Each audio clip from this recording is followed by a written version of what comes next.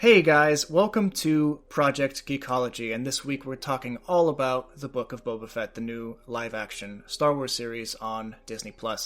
My name is Dakota, and I'm joined with... Anthony. And we actually have a special guest this week, a friend of mine from, he started following me on Geekritique a while back, and we just, the correspondence in the chat and over Discord and stuff has been pretty fun, so I decided to bring him on. Riley, say hi. Hey, what's up?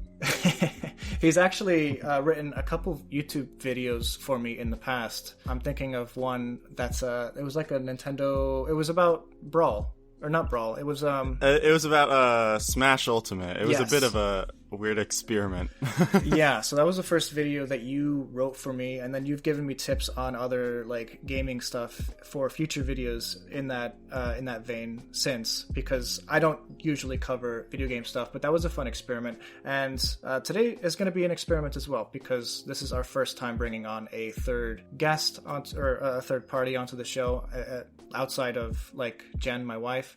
So I'm excited to see how this goes, so that we can actually potentially get more guests on the show in the future. So we hope you guys at home listening like it and want to participate in some capacity in the future if you're interested. So instead of just two white guys talking, now it's three white guys.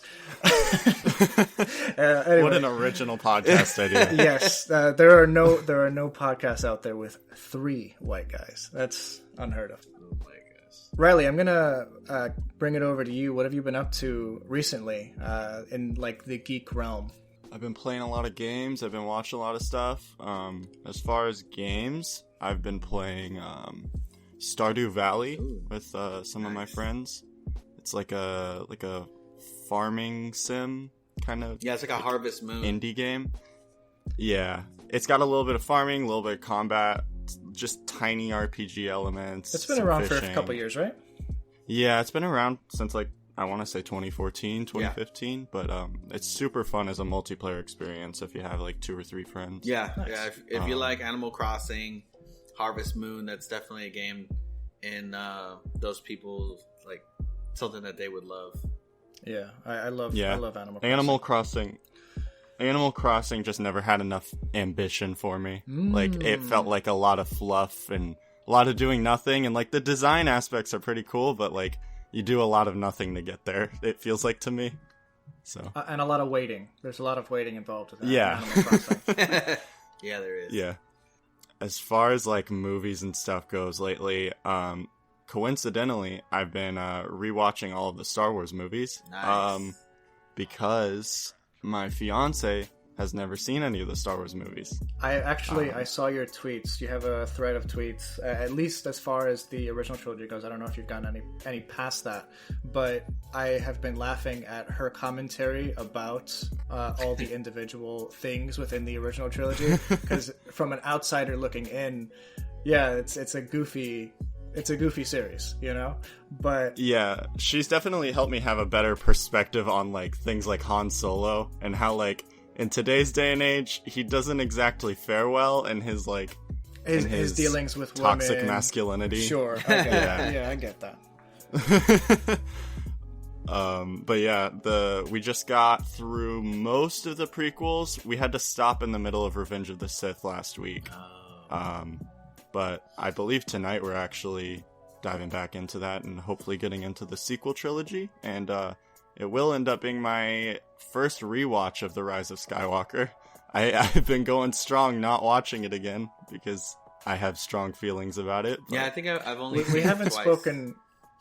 Yeah, I saw it twice in theaters. We haven't spoken about Rise of Skywalker too much on this chat, or like on the podcast, Anthony. So maybe, I mean, we're still going through all the films, you know, so that we can actually cover them on the show. But eventually, I do want to like dive into that. So right, we're on OG trilogy now. Like, if we were to pick up the movies again, we'd be on episode 4. Right, unless we wanted to go into Solo and Rogue One. True. We could also do that as well. Yeah, but maybe we should get the saga stuff out of the way and then maybe go back for those films in the future.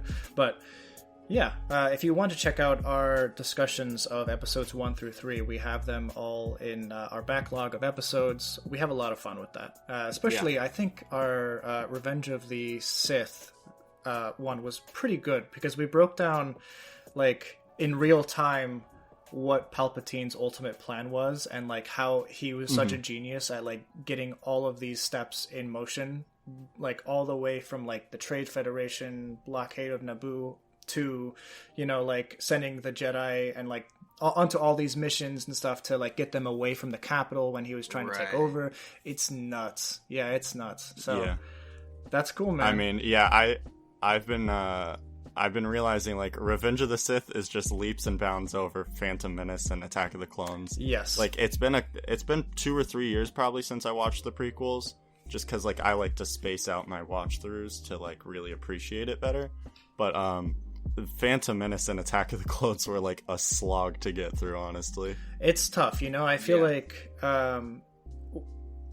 it's interesting. I like both of them, but especially Attack of the Clones for me is a hard rewatch, because the acting is just subpar to most of Star Wars in general. I just feel like they didn't focus in and hone in on, like, bringing out the best in those actors, because there's some good actors in those movies, right? And there's good aspects in those films, it's tough too. Absolutely, yeah. It's not there's no denying that, and the sheer amount of, like, world building in the prequels is, I think, leaps and bounds above, for sure, like, the original trilogy. Yeah. All right, so there's that's a lot that's of cool, experimentation. Man.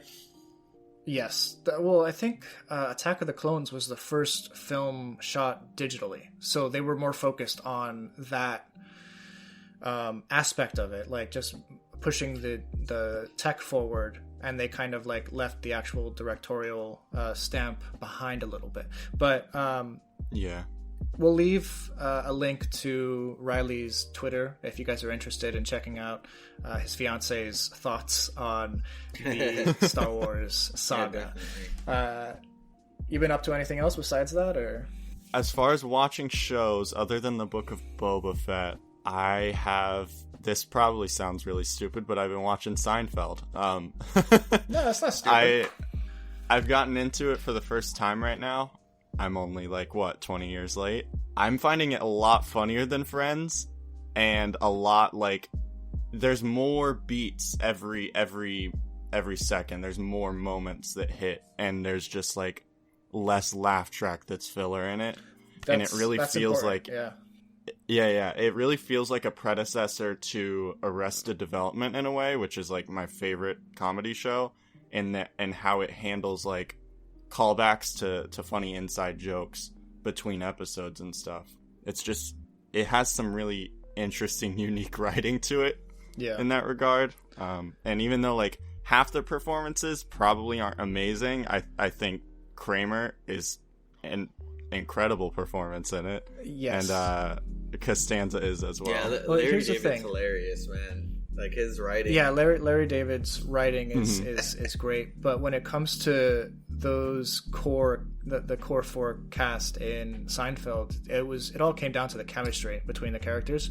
Yeah. Even though the performances weren't all that great, the chemistry like, pushed the story and pushed the humor a long way. So yeah, I agree.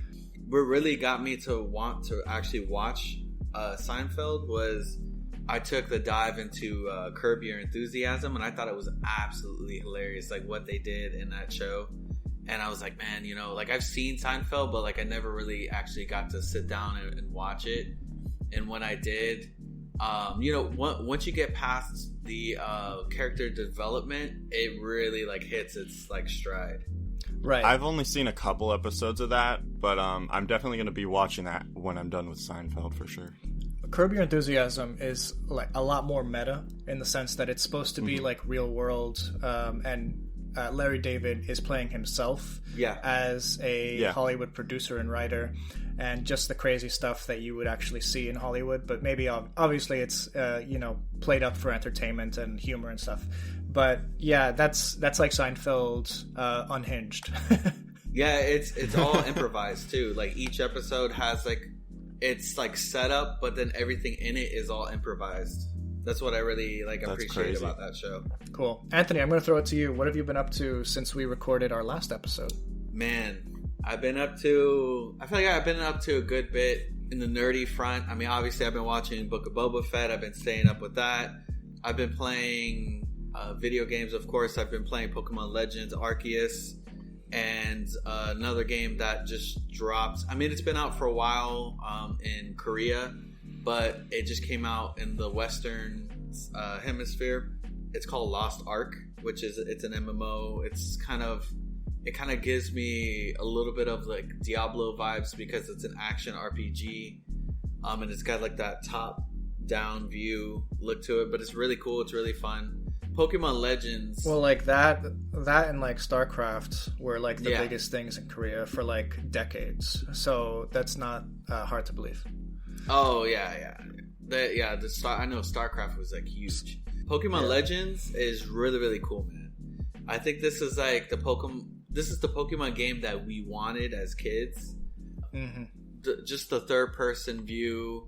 It's really, really cool because you get like a different perspective of Pokemon. Like you get like an actual sense. Back then when we were kids, you're running through grass, you get, an encounter with the Pokemon.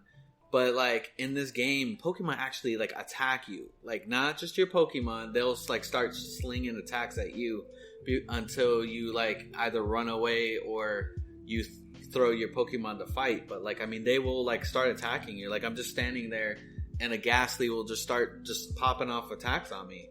And if you get hit enough, you'll faint and you lose items that way. I also bought Arceus, and it's really, really incredible. It like you said, it's the game that we wanted as kids. Yeah. But still, it's the game I want to play as an adult as well. Of course. The concept of Pokemon.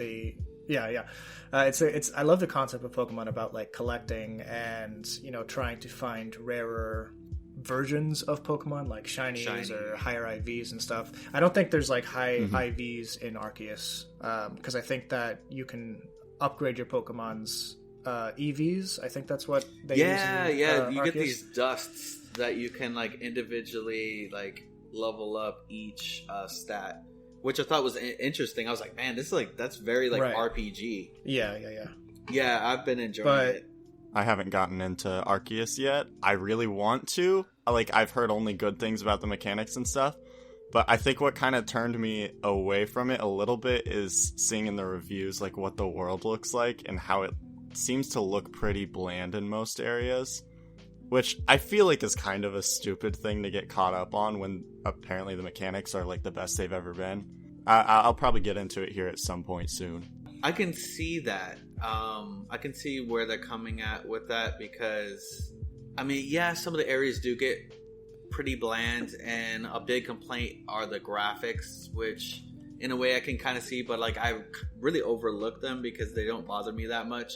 A lot of people equate them to like GameCube or PS2 graphics, which I mean, kind of in a way they are, but I think what they were trying to go for is like that Breath of the Wild aesthetic, and the feel of it is like very Breath of the Wild. It's got a mix.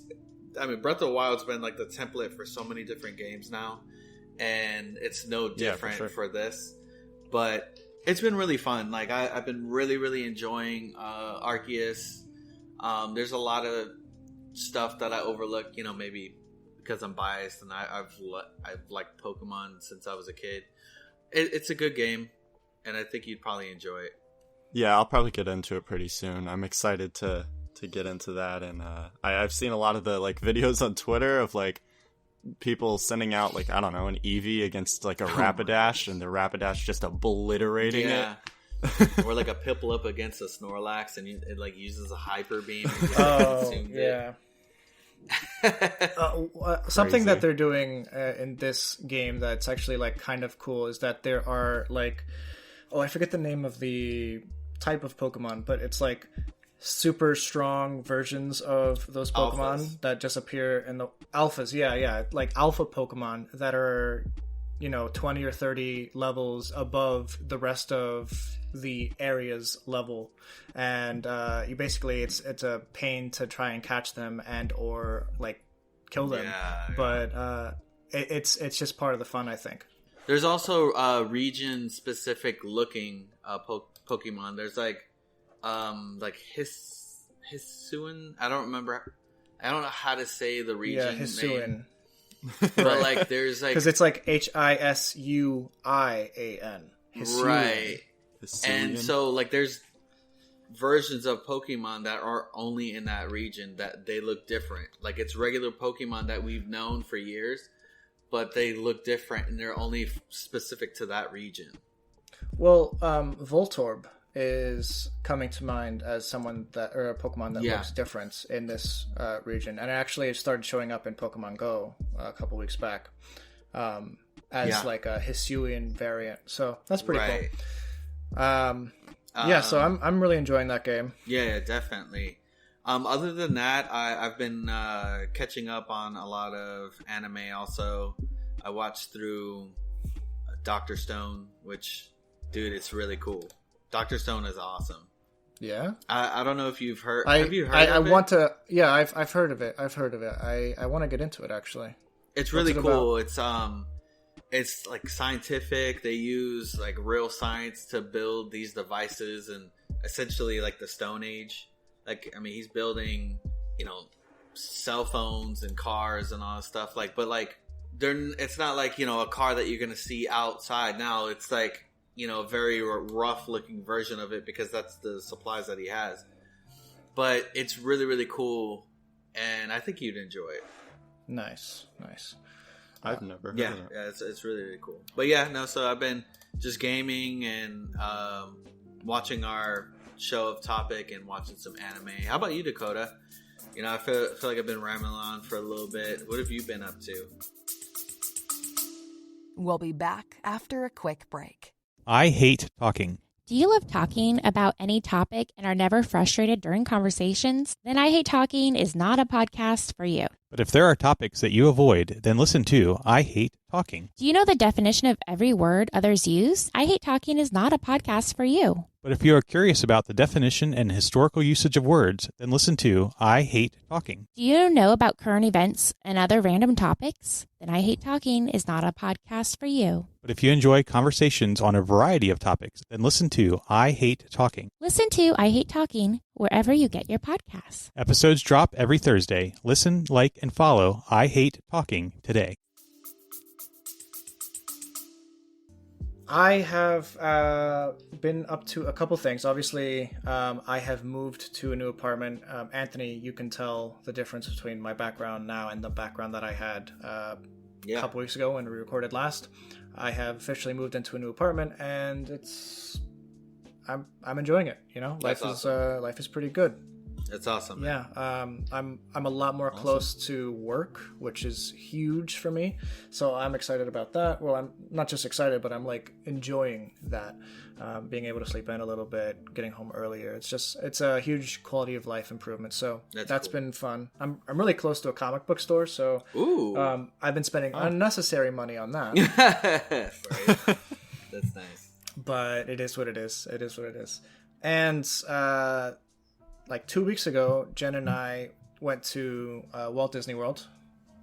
She was graduating, or she graduated college, and we decided to celebrate that a little bit. Nice. So we went to Orlando for a week, and just enjoyed Disney. So we got a lot of footage from that. We actually. I'm in the process of editing it all now so that I can kind of release it day by day instead of chunk of it here, chunk of it there, chunk of it there. So I'm excited to get that out, and it won't be on Geekritique. It'll be on a sister channel that we're going to rename. It was previously called Go. It was like vlog type videos that we were posting there, but now we just changed it to Geekritique Side Quests. I don't know, it's a name. That's a fun name. It is, right? Yeah, because it kind of explains like it's not like our main content, but it's just an adventure that we're going on. It's like a side quest. I thought Go was a good one, but I also kept thinking of Pokemon Go whenever I saw it. I know. It didn't really fit us, even though it was catchy and simple. But yeah, it was probably too simple. So yeah, we're changing that up. So we got some vlogs going there. We also filmed a big Q&A video all over Disney World. We asked on Twitter to, send us random questions, whether it's like timeline stuff or personal stuff or random stuff about Star Wars or this, or what our opinions are on that. We basically like 5 or 6 times throughout our day found like fun little areas within Disney World to answer a question. And yeah, so we're compiling that video as well, so I'm excited to share that big Q&A. Nice. But yeah, since other than that, we haven't really been doing too much, just getting caught up on life and work, and I'm glad to be back on the podcast. I know that we said that we were going on a hiatus, but we're going to try to get it back on a more regular schedule soon. So this is a really good opportunity for us to do that because Book of Boba Fett just ended. We're all kind of, living on that high right now of, new Star Wars content. Obviously, we're all big fans of Star Wars and the properties surrounding it. So it'll be fun to dig in. How do you guys think that we should cover this episode by episode? Discuss the entire show as a whole? Go character by character, arc by arc? I'm all yours. I mean, we could just give a kind of a general consensus around how we feel about the show, and then maybe go episode by episode. That's a good Something idea. like that. That's a good idea. All right. You cool with that, Anthony? Yeah. Like that could be like a cool, like a spoiler-free kind of part where we're not like talking anything too detailed. Sure. Yeah, we'll keep the first section spoiler-free, so that if you guys haven't seen the Book of Boba Fett and want to check it out, I will say that if you are a fan of The Mandalorian and you plan to watch Mandalorian Season 3, events in Book of Boba Fett will heavily affect Mandalorian Season 3, so that's something that you'll want to make a note of. So we'll talk about that specifically later on. But what are your guys' thoughts on the Book of Boba Fett? Riley, we'll start with you. I mean, to me, first off, any new Star Wars is good Star Wars. It's like I'm pizza, here right? for it. Yeah, I know, right? I mean, you can have pizza that maybe has a couple weird toppings on it, but like, pizza's pizza. Yeah, the Book of Boba Fett. I mean, Boba Fett is a character that was never fleshed out in the original trilogy, and like, I don't know. He was always a badass. That's what everyone was drawn into by him. Right. So everyone's kind of always wanted something Boba Fett. And I think this show delivered on parts of what people, I think, envisioned and wanted, but also delivered on totally different things as well that people may not have expected.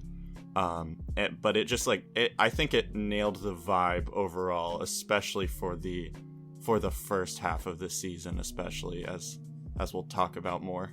All right, Anthony, what do you think? I enjoyed it. I liked it. I thought it was good. I really liked Tamora Morrison. Like, I mean, you can tell he loves playing these characters, and it really like shows in the way that he acts. And I think that part of the criticisms kind of bother me a little bit, because I'm like, it's obviously that this guy really enjoys playing this character. He's putting his all into it. And he's just doing he's pretty much doing whatever is given to him. And I mean, so for that, I think that just like seeing him back in the role of Boba Fett, we had seen him in The Mandalorian Season 2, so having his own little show and having him fleshed out a little bit more was nice. It was interesting because I felt like this show really like also was a launching ground for like other stuff too. It set up some other shows and content for future Star Wars. Yeah, actually, there's a lot of future Star Wars stuff that we can potentially dig into later on, especially when it comes to the lore side of things. I think that's definitely going to be something that's touched upon quite a bit, because there was a lot of lore when it comes to Boba Fett's past, the Sarlacc pit, when it comes to the Tuskens especially. Yeah. and definitely the syndicates, the crime syndicates around Tatooine and the Outer Rim territories. I think that is something that we're definitely going to be seeing more of in, if not the shows, then the comics and the books and stuff like that. So I'm excited to get a little bit more of that, but we did get a lot in the Book of Boba Fett that we're going to be talking about and breaking down. I am going to be a little bit of a, not a contrarian, but I'm going to be the opposite of the devil's advocate in this instance. I didn't feel satisfied with the Book of Boba Fett. I liked almost every individual part, but together it didn't feel like a show to me. It didn't feel cohesive. And that was kind of hammered down as I was doing a rewatch before, this episode of Project Ecology, just because you have whole episodes where the main character doesn't even appear. And obviously that's an issue with the writing, but it also might be an issue with how much faith they had in the show, I guess. And I feel like there were times where I was just like, it feels like they don't think that this is good and they're just trying to finish it. I decided to look at it as, instead of what is it doing wrong and how could they have changed it, I decided to look at it as, how could they have framed this better and how could they have marketed it better in the way that it ended up being. And I came up with two solutions. I don't know that I want to say them now because we're in a spoiler-free zone. Sure. So I can hold on to that if you'd like. But hold I try to have a mindset of what could they have done to make what they created better without changing it. Right. I think my biggest gripe that I would say, and this is kind of piggybacking on what you said, is that I think one of the biggest issues it had was it had an issue with identity. It didn't know what it wanted to be, and it did seem in some instances where that the showrunners weren't 100% confident in what they were bringing out, so they brought in other elements to kind of uplift what they were lacking in. Mm-hmm. Yeah, that's kind of how I felt near the end of the season. Other than that, I think that the show is a solid addition to Star Wars. A big complaint that I've seen laid at the show is that it doesn't add anything new to the overall story, nothing was actually accomplished. But if you look at Star Wars that way, then I feel like that closes a lot of doors. And I like to look at Star Wars as just a chapter in a story. And this was just, a chapter in the overall story of whether it's Tatooine, whether it's the Outer Rim, whether it's the galaxy. So I don't mind the setting. I don't mind how the story developed. I usually don't like stories that rely on flashbacks heavily, and the first 4 episodes were flashback heavy. And I kind of overlooked it because I actually started liking the flashbacks more than the main story, in a way. When in those 4 episodes, I got caught up in what was happening with the backstory of how Boba Fett got to where he is now. So yeah, that's kind of how I feel. When it cut out of those flashbacks back into this present time, I was like, oh yeah, there's this too. I completely forget because I get so lost in those flashback sequences, and I kept also thinking are these flashback sequences purely just as an interesting plot device because there are these 2 times, or would it have been better to just focus chronologically on what happened originally and lead up? Because that's ultimately what it does in the flashbacks. It goes through time and it leads up to the point he's at now. There wasn't a lot necessarily pointing to it being necessary or even the best way to tell it. I can definitely agree with that. Because at the end of the day, going to the end of the series, it did feel like what he learned from the flashbacks could have been told in a comic, could have been told in like a side, like tie-in novel. It didn't necessarily need to hold that much weight within the series itself. But it did, and you know, that's how the story unfolded, and I actually don't mind it all that much, but I do think that it was overblown for the eventual aha moment of, you know, everything that he learned in the flashbacks, you know, being used in a final fight sort of thing, you know. But yeah, I think that we can talk more about individual characters and stuff when it comes to like non-spoilers, but I think we get it, and I think most of our listeners are actually probably like us and having seen the entire show already, so I think we can jump into a discussion of the overall series. Yeah. So let's start talking about the flashbacks a little bit. We start I think the first episode opens up with Boba Fett in the Bacta tank, and that becomes like a pivotal thing. Whenever you see Boba Fett in a Bacta tank, he's either coming out of a flashback or going into one, you know. And most of the flashbacks revolved around him either getting out of the Sarlacc pit or being dragged by Tuskens and learning their culture a little bit.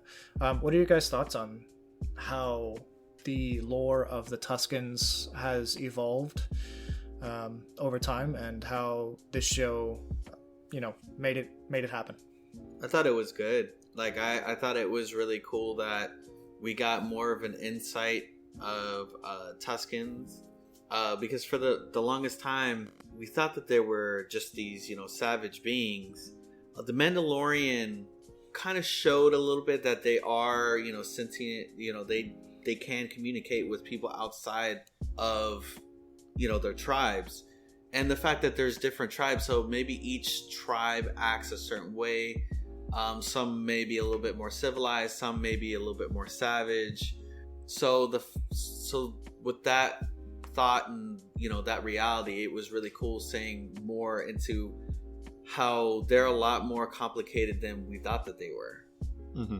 It very much like kind of paralleled our real world of like how there's a constant search for new education on the atrocities of the past, of certain awful things that have been inflicted upon certain people groups, and how they're people. We're all people. Right. The Tusken Raiders are just more people, and they do mention, I think it was like chapter 3 or something, they do mention there's all sorts of tribes of Tuskens, and they handle things in different ways. But yeah, at the core of things, they're just people trying to live peacefully. Absolutely. And I think actually the chapter 2 is called The Tribes of Tatooine. And that was the one where I think that we got the most most of a deep dive into the lore of the Tuskens. You know, we have either in the first or second chapter, we have Boba Fett, you know, starting to make a name for himself within this tribe. We see him run away a couple times, or try to get away a couple times. It doesn't work out for him, but for whatever reason, he gains the respect of the Tuskens by defeating a sand beast thing with a couple arms. And dude, I was like, what is this? Or I should say, 1-2 arrows right crazy. now. Yeah, I mean, it looked like the old Ray Harryhausen stop motion monsters of like the 60s, 70s, and 80s. Mortal Kombat. Just a crazy character. I was thinking of Goro from Mortal Kombat. Oh yes. It did have that vibe.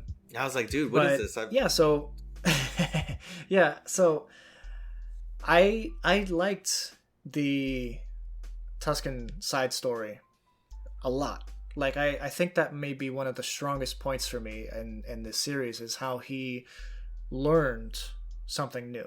You know, He had been a bounty hunter his whole life. His father was a bounty hunter. He grew up in wartime. You know, he grew up during the Clone Wars, and he worked for the Empire for, I don't know, maybe, I don't know how long he did, but the Empire was around for 25 years or so, and he worked for them for a good portion of it.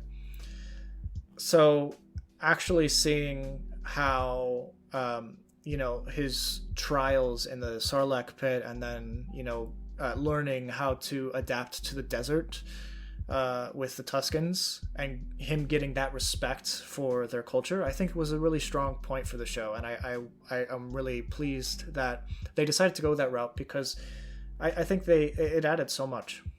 Right. I think it's really interesting to see this character that everyone knows to be such a violent badass, I guess. I don't know. That's probably the best way to put it. No one can mess with him, but like he's brought to his like lowest point probably in his life. I mean, other than his father's death, but he's brought to his lowest point of he comes out of the Sarlacc pit. He is like, I think maybe slightly burned by acid, but the armor protected him some. He was like dehydrated, exhausted. A bantha dragged him through the sand, and then he was tied up, and he's just at his ultimate lowest point. But here we see him like grow even stronger through that. Yeah, that's a good point. You forgot about the part where he gets stripped by Jawas. Dude, I'm like, actually, let me tell you, Jawas are savage. Like, they're kind of gangster. Like with some of the like, furry. I mean, they Very had a couple furry. moments. Furry. It's kind of, it was funny. We'll bring later on. I'll bring up like another moment. Kind of. Well, I mean, I can say now where there's a moment where they talk about how they got apart, and they literally like stripped it from something being refueled. A pike ship, no less. Like one of the most dangerous syndicates in the galaxy. They're just like, I'm gonna take that underneath. Yeah, they're funny. And it actually, one thing I really like about the fact that the Jawas had his armor is not only that it ties into Mandalorian, but it actually also ties into the first canon novel post Return of the Jedi, which was Aftermath. And in one of the interlude chapters, what was fun about Aftermath was it was supposed to be the entire galaxy reacting to the second Death Star being destroyed, and like how everyone reacted. So you had your main cast of characters, but between every couple chapters there were a couple interludes. So it'd be like interlude 1, interlude 2, interlude 3, and one of those interludes was just a short chapter of this guy named Cobb Vanth that was inside, who found himself inside a one of those Jawa sandcrawlers, and he finds this armor that belonged to Boba Fett. It was Mandalorian armor. Obviously he didn't know it was Boba Fett at the time, but that all just ties in really neatly. And and that was obviously referenced in Mandalorian Season 2, and eventually here when the Jawas took it from him. So I thought that was pretty cool. Yeah, it's cool. When it comes to, I like what you were saying about, he's at his lowest point, because, and even when he was a kid and his father died, that was a low point for him, but he used that as a catalyst for him to basically take up his father's mantle. And almost immediately he jumped into a life of bounty hunting. We see him in the Clone Wars doing just that. He basically joins a gang of bounty hunters, and he does that. But when it comes to him as a Tusken, or living as a Tusken, as a slave pretty much, he does grow a strong respect for this completely alternate lifestyle.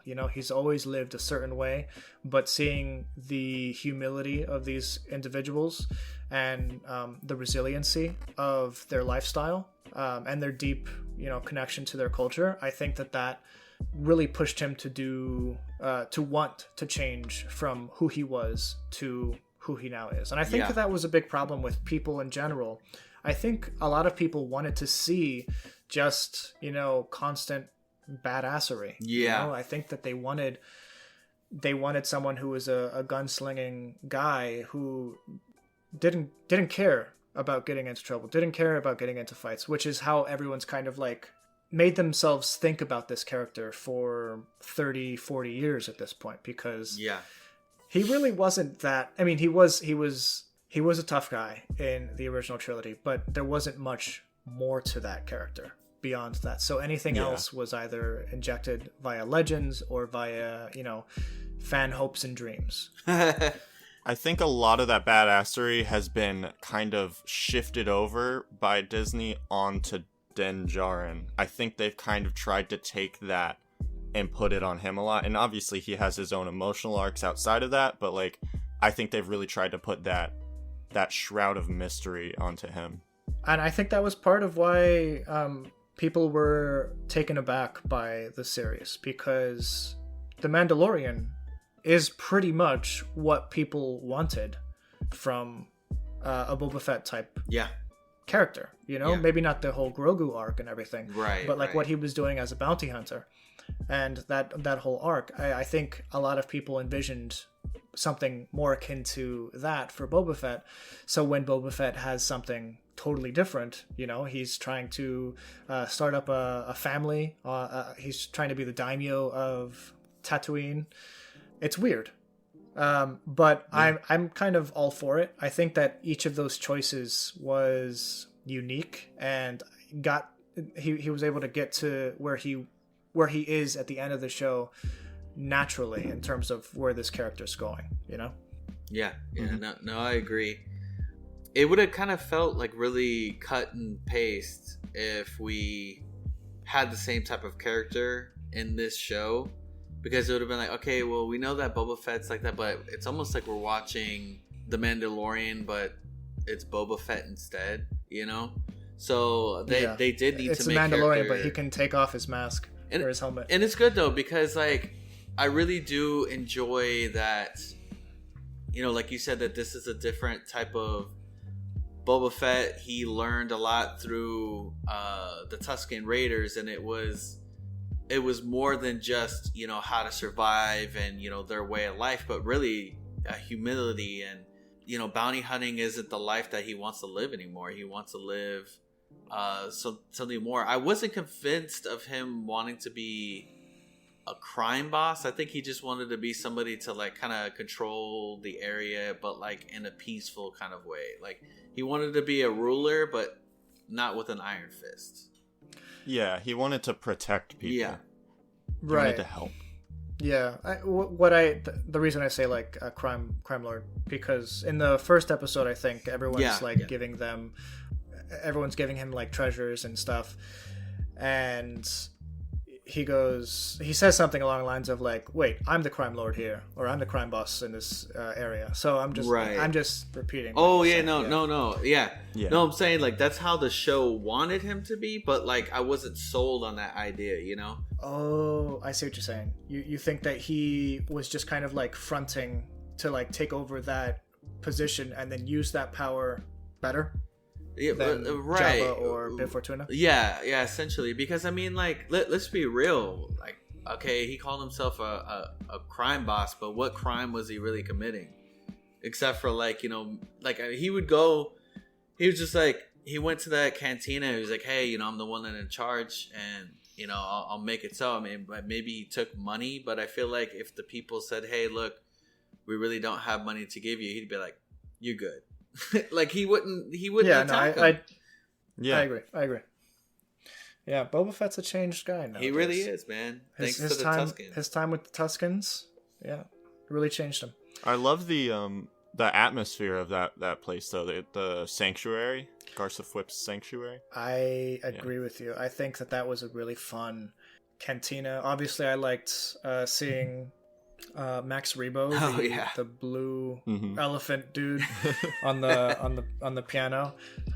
I don't know if you guys know this, but that type of music that Max Rebo plays is actually called jizz music, Jizz music. It's not jazz, it's jizz. Oh my gosh. So that's a canon thing. So he's one of the best jizz players I know. But glad to see him back. I'm pretty sure I liked every scene in that sanctuary, and I'm actually I keep thinking about how upset I am that what's her name, Garsa or Gartha? Garsa Fwip. It's Garsa, Garsa. Okay, so Garsa, I'm upset that we're not getting any more of her, because she was like a really cool character in that town. She was like a defining feature in that town. So I'm upset. I don't know if you guys noticed, outside of the sanctuary, I don't remember if it was right before he first goes in or right after, but there's a few droids walking across the street, and they're actually Boston Dynamics robots. Oh, I did see that actually. Those, yeah, you're talking about those like dog things, and it's a practical. Yeah. I saw. I mean, I didn't notice it in like while watching it, but I saw it on Twitter later, and I was like really surprised by that because I remember thinking they looked like it, and then I found out they were. Yeah, and I was like, yeah, so those look like those robots that people like I see them testing online all the time. Those robots that people kick and they like brace themselves, for real, right? Like they're always beating on them, and they're like you're just training them to beat you back, okay? We'll talk about droids destroying things soon, but there's a lot of little things to talk about. There's a lot of like returning characters, a lot of new characters. Another character that I don't remember ever seeing before in any other media is the twins, the two Hutts. Oh, I liked their whole dynamic. I liked that, you know, they're Jabba's cousins, and they're basically just showing up trying to reclaim that territory.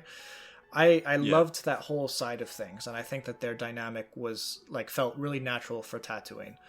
I don't know where of course, I love that they brought Wars? Chrysanthemum. Let me check it out. I don't know if they're in Clone Wars. I know there's Hutts in Clone Wars. I just don't remember, you know. I mean, and if they were, then that means that they're not the only characters that they brought in from the Clone Wars, which is like a big character. Now that I was like pretty excited to see. I loved that, like, that really tense moment where Boba is in the sanctuary talking to Garsa Fwip, and she's basically like, oh, you haven't heard? And then all of a sudden you feel the drums and like the marching, and and he walks outside, and they walk up, and you see them on the big like platform, and it's like sagging down because of how much they weigh. Yeah, it's actually really funny. Like I kept you're supposed to be looking at them, but if you look at the people carrying it, they're like bracing themselves after every couple feet. How are they doing this? Yeah, they need like at least double that many men for that amount of weight. But so that was cool. I just looked it up, and I think that they're new characters according to Wikipedia. Okay. Yeah, Wikipedia. I think did everyone have like a favorite episode? For sure, for me, I think it's episode 2. I mean, what we'll get to is the stuff later in the season, which was, I think, mostly amazing. None of it was as focused in on Boba, and so at least of the ones focused in on Boba Fett, I think chapter 2 for sure. I'm gonna agree with you on that one. Yeah, go ahead. Yeah, I agree, and I feel like with the way that they went with the show, they should have just called it the synopsis of Boba Fett. That's what I've been hearing. And like, really, I mean, that's what it was. It was like a synopsis with what we got. But yeah, no, I agree. When he was hitting his stride with the Tusken Raiders, and they were teaching him a lot, and he was teaching them a lot. Like, just that back and forth, and that dynamic was like really, really cool. And that respect that like they gained for him, and that they had for him, that they had for each other, really was like I enjoyed that a lot. That's the episode where he really became one of them, and he really earned their respect, and they earned his respect as well. He always had some sort of respect ingrained just because he was a captive. When he was like, I will take rifle and stick, be back by morning. Right. And he went there, and he took care of the biker gang and got those bikes out of there. Yes. Yeah. So it was a bit of a deep cut when it comes to Star Wars, but the place that he went to was Tashi Station, and obviously Luke says, I was in the original movie, he talks about going to Tashi Station to get some power converters with his friends. There's a deleted scene from the first movie where we actually have Luke actually going to Tashi Station and meeting up with his friends, Cammy and Fixer. And who's in Tashi Station? Those two individuals. and they're in the exact same like clothes that they were in the deleted scene, and they're the ones that are just like, it's not right, it's not right. That the Nikto biker gang was like, bullying or whatever. So that was one of those moments where like I was just looking at the screen like, no way they're doing this, so that was really just a fun little thing. But yet going back to, he's getting the bikes from those bikers, and he brings them back, and you have that whole sequence of him training the Tuskens on the bikes. I love that they immediately think to break them.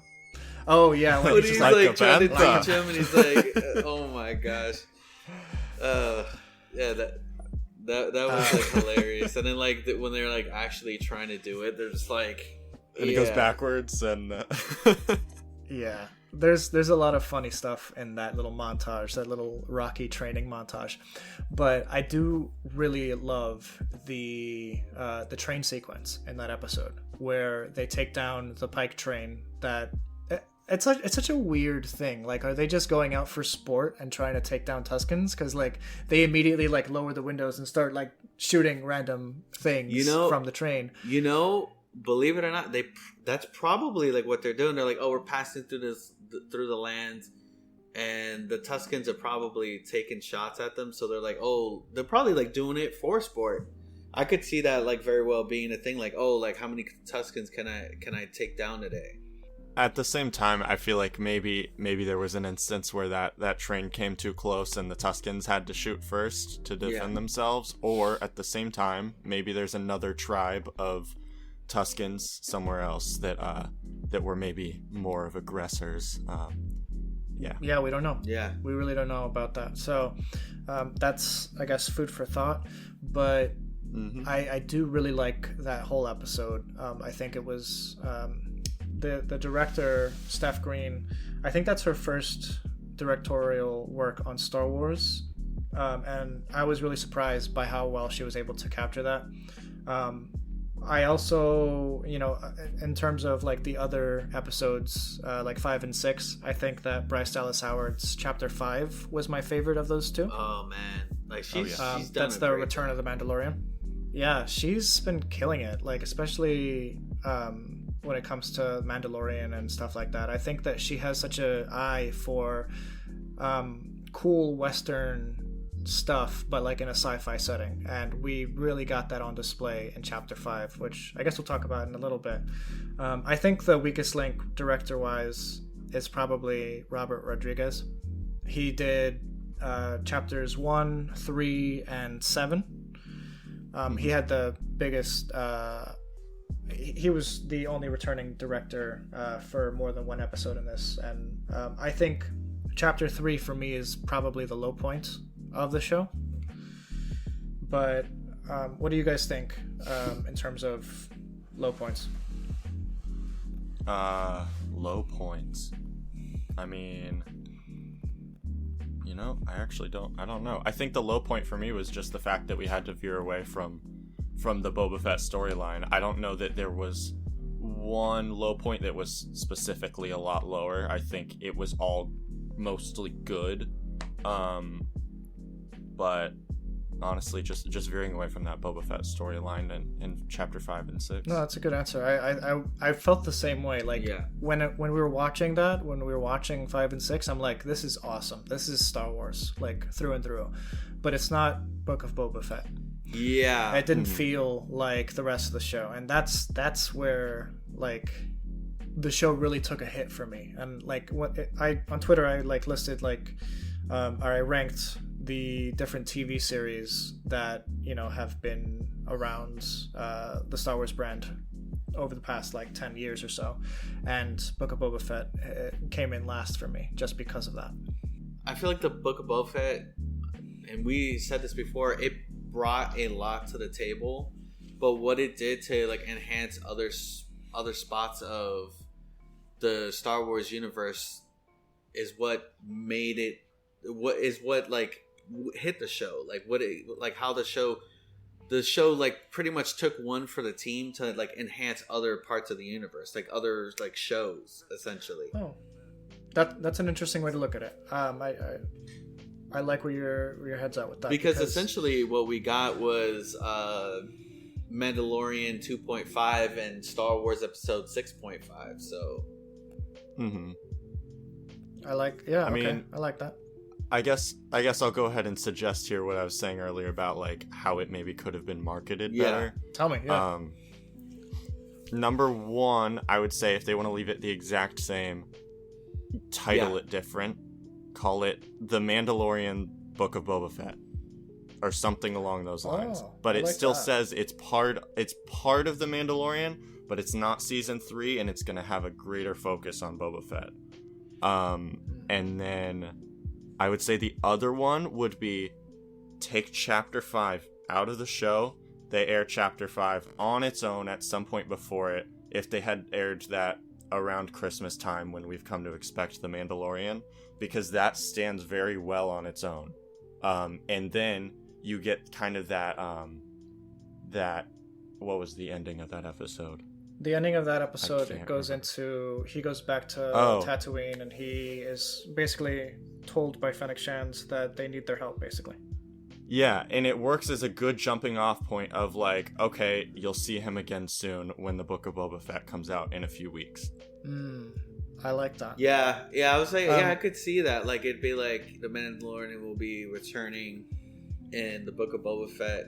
I feel like it wasn't the characters that hurt the show. It was a lot of the pacing, and then the lack of confidence in the actual show itself really showed. It didn't lack passion, but it did kind of lack a little bit of direction, because like you said, we loved episode 5 and 6, but we're like, man, like Boba Fett, man, this guy is not here, man. Like, where is this guy? Yeah.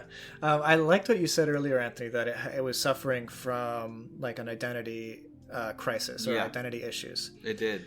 And I have to agree with that. I think that, and jumping off of what you were saying, Riley, I think it needed to have been marketed different. Whether that's just a title change, because when you think of the Book of Boba Fett, you think of basically, it's almost like a gospel of this character, or like how he affects other individuals. And in a certain way, everything that we did see was semi-influenced by Boba Fett. All of these characters have at some point met Boba Fett. Even Luke Skywalker, he has had interactions with Boba Fett in the past. Yeah. Grogu has had interactions. Oh no, Grogu has not. Kind of. He's been like in the same vicinity of Boba Fett. Obviously, Mando has, Fennec has, Cobb Vanth has, and so on and so forth. So these are all individuals that have had some interaction with Boba Fett, and I think that this show was the show lacked in the ability to tell that this is about the story of everyone and how Boba Fett brings them together. I'm assuming that's the intent, because otherwise I'm a little bit at a loss. But in terms of that, I think that it kind of nailed it, and I don't have too many issues with that. I saw someone online say that Star Wars shows, at this point, because they're so connected to each other, they might as well just call themselves Star Wars. Just a single series called Star Wars, and then each episode, kind of like the Clone Wars, can bounce around between character to character and arc to arc. True. This 3 episodes will deal with Luke or Mando or Fennec and Boba, and Ahsoka over here searching for Ezra, maybe, I don't know, but Ezra. Oh, that'd be awesome. I think it's gonna happen, because she's looking for Thrawn, and Thrawn and Ezra went off with together, basically. But anyway, that's another show. Yeah, so I think maybe that is like the biggest issue, is just trying to understand the show itself, and what they're trying to get at. Yeah. But let's keep diving into individual things. What did you guys think of the mods? Some people called them the Power Rangers. Some people realized the references that the mods were based on, which was like, in the 60s in, post-war England, there were gangs between, the mods and the rockers, and the mods had like the Vespas and the Lambrettas that had like super modded out parts. Like if you go on to like Google and search up like The Who made a movie called Quadrophenia, and in it is the mod gang, and a lot of their bikes have like 10 different like rear view mirrors and stuff just to look cool and crazy, and that's kind of how they designed the bikes for these mods in this series.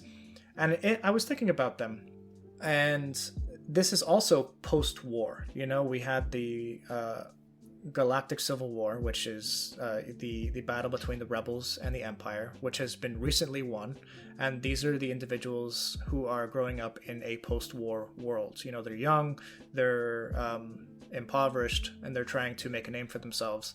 And how do post-war people do that? Well, usually with a lot of flair for style and color, and that's kind of what we got with the mods in this show. And I think while I like the style, and I will say it's very George Lucas, I'm thinking of like the 50s diner in Attack of the Clones, or his love of sports cars and American Graffiti, and just different stuff along those veins. It felt very George Lucas. I just think that the actual application of the speeder bikes and like the slow chase and in episode 3 and everything was you're laughing, but it was a slow chase, through the Mos Espa. I'm laughing because that's what everybody has said. Like, could have been handled better. That was the slowest chase I've ever seen. More like Mos Vespa. Yeah, there you go. Basically, yeah. So what are your thoughts on that? I see people's complaints and I understand it. Personally, I really enjoyed it. I saw it for what it was, and I was like, this is really like campy and like kind of stupid, but like it's fun because it's stupid. But yeah, I kind of dug it. Okay, I hear you. I didn't hate them as much as everybody else did, but I do believe that the concept and like the characters themselves, like I didn't like completely dislike, but yeah, I do agree about the application. It was maybe a little bit off the mark. The only good thing about the chase was the end when Boba Fett came in on his jetpack. I was like, oh, there we go. It's like, there goes my boy on his jetpack. Robert Rodriguez, I've noticed in his episodes of Mandalorian, as well as his episodes of Book of Boba Fett, he really likes close contact fighting, and he likes those prolonged chase sequences. So we have in the first episode Fennec Shand after those 2 assassins, and I remember watching the episode with my younger brother, and he's just like, after like 20 seconds, my brother's like, okay, this scene is going on way too long. They keep jumping over the same rooftop. And it's true. It's just a small set that they keep jumping over and over, and it's just like different angles of the same thing.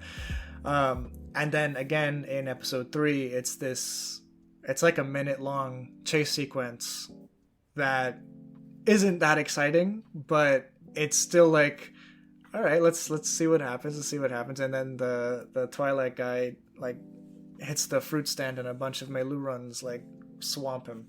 But that's pretty much. I've noticed that that's his style, and I think that this style actually leads to a couple continuity errors for me that like really bother me. So in the first episode, you see Boba Fett and Fennec walk out of the sanctuary, the bar, and you see that his 2 Gamorreans are right behind him, and then literally seconds later they get ambushed by those assassins, and the Gamorreans are gone. Like the Gamorreans just dip, like they're no longer in the scene.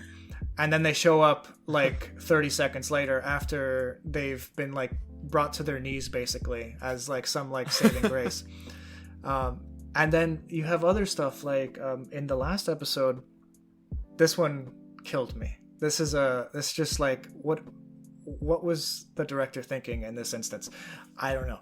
But so you have those droidicas, those like super droidica things that, you know, they're like giant tanks and bubbles, basically. They have a name. It's called or something like that, I think, right? Scorpionic. Oh, Scorpionic. Yes, I thought that was really cool. Apparently, I saw someone post about how that was actually like unused concept art for Attack of the Clones. So I thought that was pretty neat. But yeah, so the Scorpionics, they have this big bubble around them, and throughout the entire thing, we have like 20 people shooting at the bubble. But as soon as the shields are down, everyone's just looking at it. Why aren't you shooting? The shield is down. You know, I was sitting here just like, what's going on? I mean, obviously you're saving it for like some like special fight between, I don't know, the Darksaber or something. But why aren't you helping? All of a sudden, you just stop? Anyway, little stuff like that is like Robert Rodriguez's style, and it almost like, it makes me question my own sanity when I'm watching it. Like, is this supposed to happen? Is this how people act in this situation? Is this... I don't know. It's kind of bizarre, but well, yeah. The thing is, it's not a thing that like when they filmed that, there's no way that they just all happened to stop acting like that. Someone told them, "Hey, don't shoot for this scene," right? Right. Yeah, exactly. Definitely. No, that's part of the script. That's part of the way that they filmed that. That's so strange. They're like, all right, when it's King a strange Kong thing. comes in, you know, stop shooting. Oh man, I loved all the King Kong memes in this episode. That and Godzilla, and you know, I love how earlier in the episode he goes, I don't want the city destroyed, and then like he brings a Rancor to the fight. You know what also like made me like really like I laughed so hard, and I was like, okay, yeah, this is like very Robert Rodriguez. Was when the twins gifted Boba Fett the Rancor. Who is there? Danny Trejo. Danny Trejo. I'm like, bro, I was like, this is unreal right now. I thought that might happen. I started laughing when I was like, dude, is that Machete? I was like, oh my gosh. It said he did not. That said, I did like Danny Trejo's performance. I did too. I think that making the Rancors almost like the pit bulls of the galaxy is really cool. You know, like a lot of people just think the pit bulls are bred to fight, but obviously they're loving creatures and they're very emotionally complex creatures, which is what they basically describe the Rancor as being. You know, you just need to love them and they'll take care of you. They'll be perfect guard dogs or perfect guard animals, you know? So I liked that a lot. And I wish we actually got more Rancor in the earlier episodes, but I'm content with the amount of Rancor that we got in the finale. I think it kind of is parallel, kind of, to the view on the Tuskens of how they're seen as a brutal race, and then it turns out they're not all that way.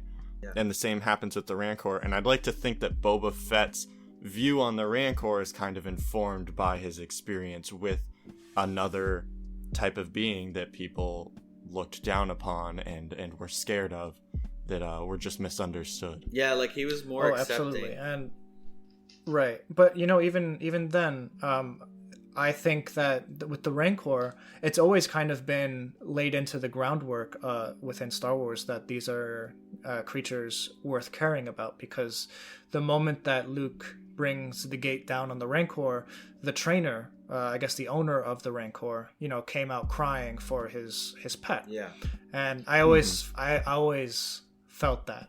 You know, because you see someone in like emotional pain, you hate that. That's always kind of been baked into the mythos of this creature. So I like that they brought that out a little bit more. So that's one thing that I truly like. Going back to the mods, because I made this comparison on Twitter, and the more I think about it, the more apt it is. These like especially in the final episode, the finale, like they felt like Doctor Who side characters to me, in the sense that totally their outfits, the mods, the modifications, the body mods, their actual ability to aid in the fight everything felt like secondary to what the main characters had to do. In Doctor Who, it would be the Doctor and the companion. And in this, it was like Boba and Mando, you know, and everything that Boba and Mando did, the mods were secondary, you know? So that kind of... They had to carry the team. When I think about it that way...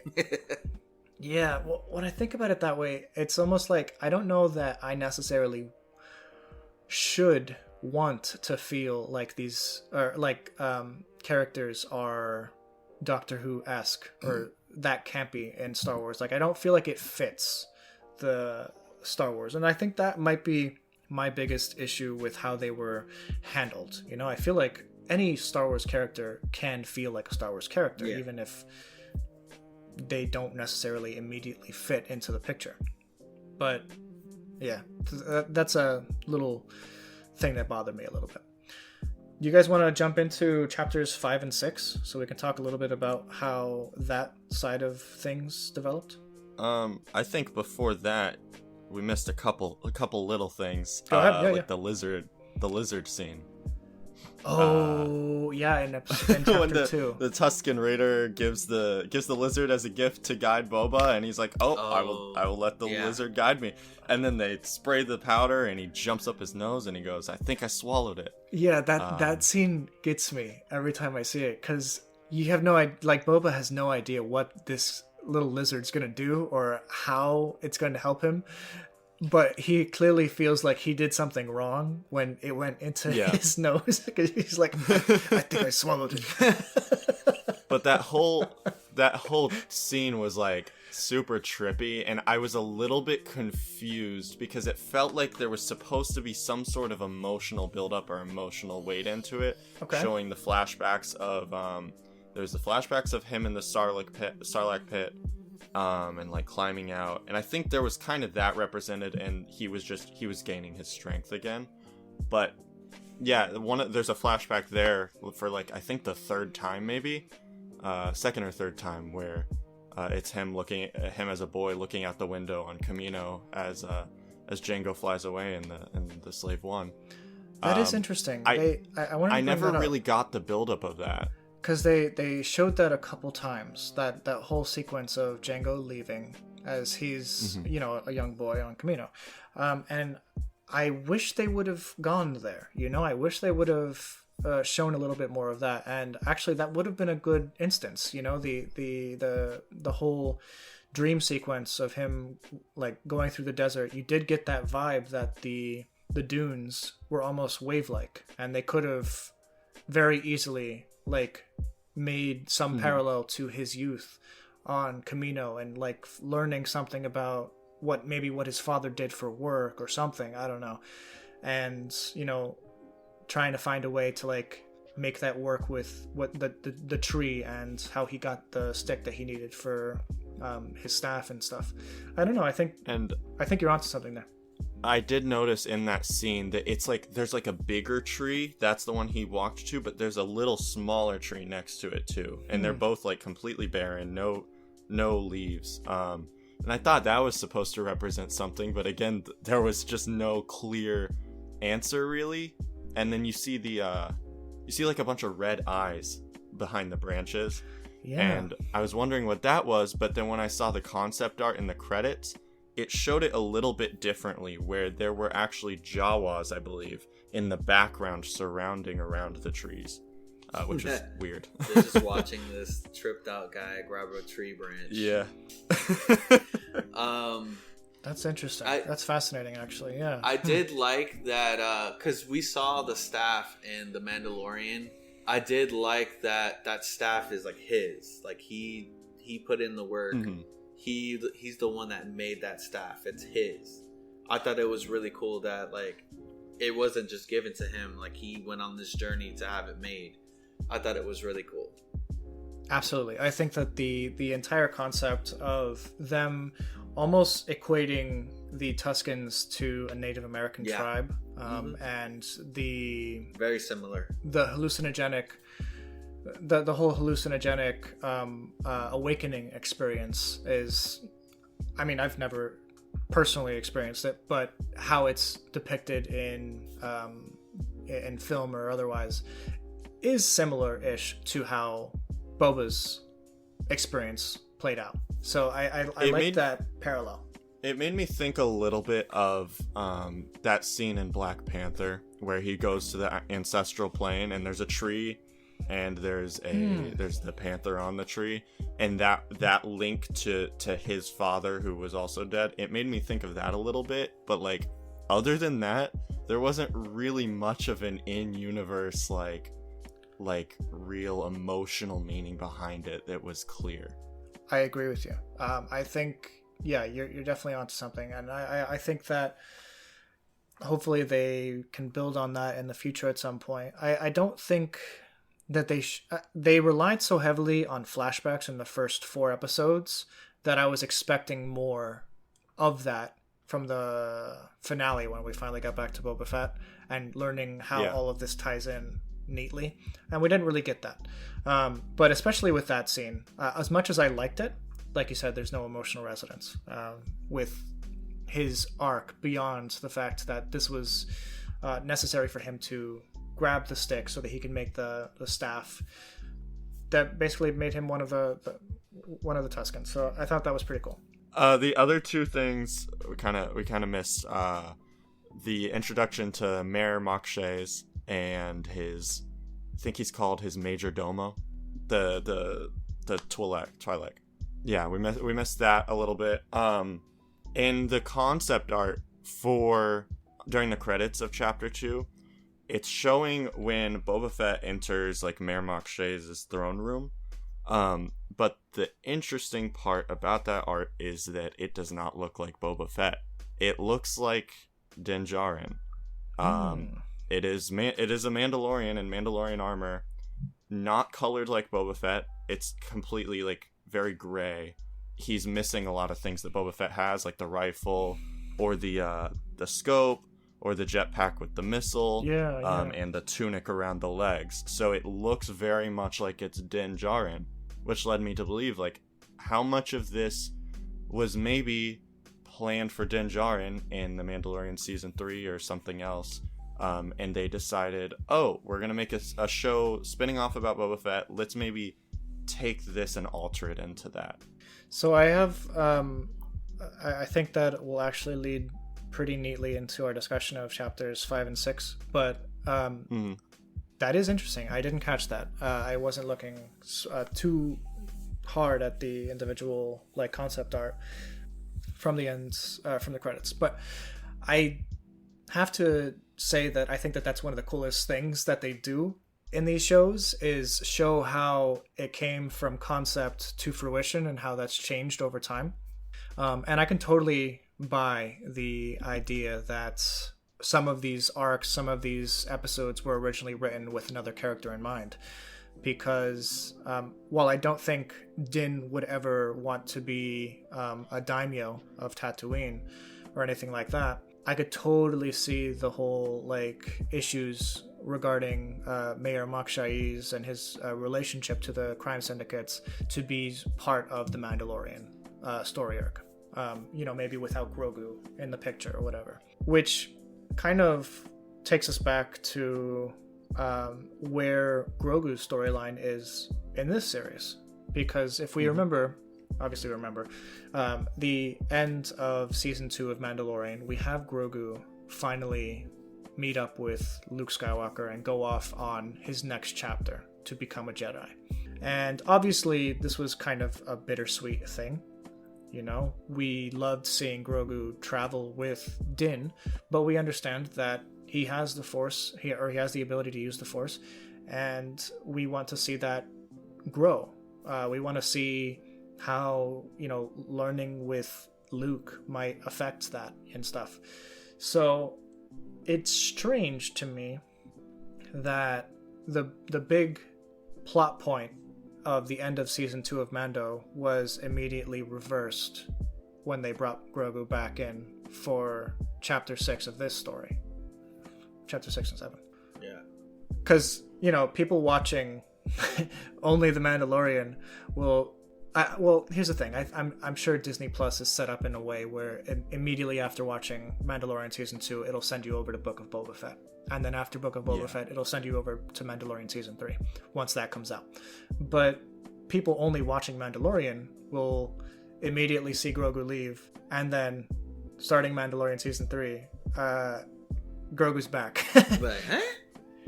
So... I mean, it feels like... it. As of right now, what it feels like kind of is maybe they didn't know where to take it at the end of The Mandalorian Season 2. And they had to make some decisions and make some decisions based on the fans' attachment to Grogu. And, I mean, also Grogu is a big toy selling point. But on top of that, I'd like to think maybe there's some sort of interaction between Luke and Grogu we didn't see that has some sort of setup for a future story beat, or just some way that Grogu thinks. Because we do know that now that Grogu has trained a little bit and has started remembering his training as a youngling. So it's not a thing of like, oh, he all of a sudden has increased powers. He always did, seemingly. They just kind of sunk back into him. He kind of lost it and forgot it, forgot the ways of the Force. So it was used as this plot device in that way, him coming to Luke. But I really feel like it was maybe gonna go a different direction, and then they made some sort of decision because the fans love seeing the Mandalorian with Grogu. I don't know. Yeah, I think that might be the ultimate answer, is that Disney realizes that, you know, Grogu is the biggest selling point that Star Wars has currently. He's the most marketable character by a long shot. You go into any, like, Star Wars toy section, or you go into the Star Wars Outpost over in Disney Springs, or any basically any Star Wars retail area or shop online or anything, it's going to be Grogu merch selling mostly, you know? And I wonder if, and I'm almost pretty sure that it was someone on high basically saying, no, we got to bring Grogu back into the show. So that may have been corporate meddling in that instance. Yeah, what do you think? I could see that happening. I really did like that scene though with Luke and Grogu, and you got to see Grogu remembering Order 66. That was a really cool. Yeah, that was interesting. That was interesting how they did that. I want to see more of that. I want to see more of Grogu's past, and I think that was a really interesting way to do it. And I think we will get that, because obviously he has those memories. They're just latent. They're just not something that he likes bringing up. And obviously it was a traumatic experience for him, because clearly he like passed out, and then when he woke back up, Luke's like, welcome back. What do we think of the Luke deepfake CGI? Yeah, they hired the guy, right? The YouTube guy? They did hire someone on YouTube who did the he like fixed the deep fake. He did a deep fake like fix of what they did on season 2 of Mandalorian, and I thought it was like a great improvement. I was like, yo, this looks way better. You could tell it was a deep fake, but like, it looked better to me. Yeah, for those who aren't aware, the original footage from Mando Season 2 had a passable CGI Luke Skywalker. It looked like Mark Hamill, but it looked off. You know, everything just... You couldn't look at the character for too long, and the because it did break into you know, the uncanny valley a little bit, where like, what is this? It starts bothering you mentally, like, to look at this almost human thing, you know? And someone on YouTube decided, I'm gonna use like footage of Mark Hamill from around that time period that this is supposed to be, and deepfake that onto what we actually saw in Mandalorian, and it looked markedly better. You know, obviously it's still a deepfake. It doesn't look perfect, and it won't look perfect for many, many years to come, I don't think. But I will say that the CGI was leaps and bounds better than just a year ago at the end of Mando Season 2. Definitely. Yeah, for sure. I appreciated it a lot more. I felt like, even though you could tell that obviously it's CG, that there was more work put into it that they were trying to improve, and it shows that like they're like, okay, we had some feedback on this, so what can we do to improve? So they're like, well, let's take this guy who did this and let's bring him on, and you know, he did it. Like I think he did a really good job. I thought it was pretty dang close to perfect. It's not perfect, obviously, except for just like a couple shots, like the one where he's running across the rocks in the water. Because of all the movement, you see it shift a little bit. It's blurry, yeah. But what I ended up realizing was it's really the voice and the AI voice that kind of brings it down. It would be better, I think, if they brought in a voice actor who can do Luke well. If only there was a voice actor named Mark Hamill that they could bring in. Who's that guy? That is my biggest issue. You know, I noticed it the first time around, and I didn't realize that it was like a fake voice until after the episode. But I did notice the very flat, monotone delivery of every single line. Yes, and it sounded like Luke. It sounded like Luke, but there was no emotion in it, and I think that is where it falls flat for me, and I think for many other fans. It was like an advanced text-to-speech, essentially. Oh, absolutely. It's super advanced, but we can still notice it. Yeah, and it almost I think that it would be easier and probably cheaper to just hire Mark Hamill. Maybe not. Yeah, Mark Hamill's pricey, but still, it's Disney. They could do that, and it'll be easier to make it sound like a younger Mark Hamill than it would be to digitally recreate the voice. And you know, that starts bringing up a lot of like moral and ethical issues of like, well, at this point that they can, you know, revive dead actors from the grave and use the same tech to like continue pumping out new films with these individuals. And I think that obviously a lot of people have an issue with that because it's almost like it's ghoulish, you know, you're making profit off of someone's likeness, and it's weird. You know, it's just unethical. Yeah. And I think a lot of people are worried about that, especially when it comes to deepfakes and the application of that alongside of the text-to-speech AI that obviously is on display in this. So for those reasons, I kind of want them to... I would personally rather see them recast or just rehire Mark Hamill to do the voice. You know? One or the other. It's time for Sebastian I've been Stan. hearing that a lot too. That people were like hoping for Sebastian Stan to be cast as a young Luke. I spoke about it a little bit on Twitter. I don't think that, you know, at this point, since Rogue One, they've been pushing that technology of like CGI characters, like photorealistic CGI characters, for a while now. You know, it started with Grand Moff Tarkin and Leia. Yeah, the Leia in that is like really hard to look at because it's clearly just a weird and bad deepfake. It really is. The Tarkin is a bit better. Like the Tarkin looks a lot better, but that's Leia because it's 100% CGI. You know. Yeah, that Leia is just like looks like one at like and they've done theme that park. Really bad done. Like we're just like done really bad. Like an animatronic. Yeah, I see what you're saying. So yeah. Then you know they've done it a couple times since then. I know in The Rise of Skywalker they digitally made Billy Lord look like her mother in that flashback scene of like her training with Luke. There's that. Obviously we had Luke in Mando season 2 and now in Book of Boba Fett. So that's a tech that they're actively developing and they're getting a lot better. If you take Luke Skywalker from 2022 compared to Leia of 2016, not only is it much better, but they're able to do it for a lot longer, you know, and it's a lot more believable. But even then, it's only maybe like 92 to 96% right there's still that like 4% right or 5% that just looks off, and that's the part that is like it gets in the way of the viewing. And the voice can bring it up, but so far the voice is bringing it down. Yes, yeah, I agree. yeah. So that's where I stand on that. That's the. What do we actually think about the story? The story of like where Luke is in the galaxy. Like, what do you guys think of that, Anthony? What do you think?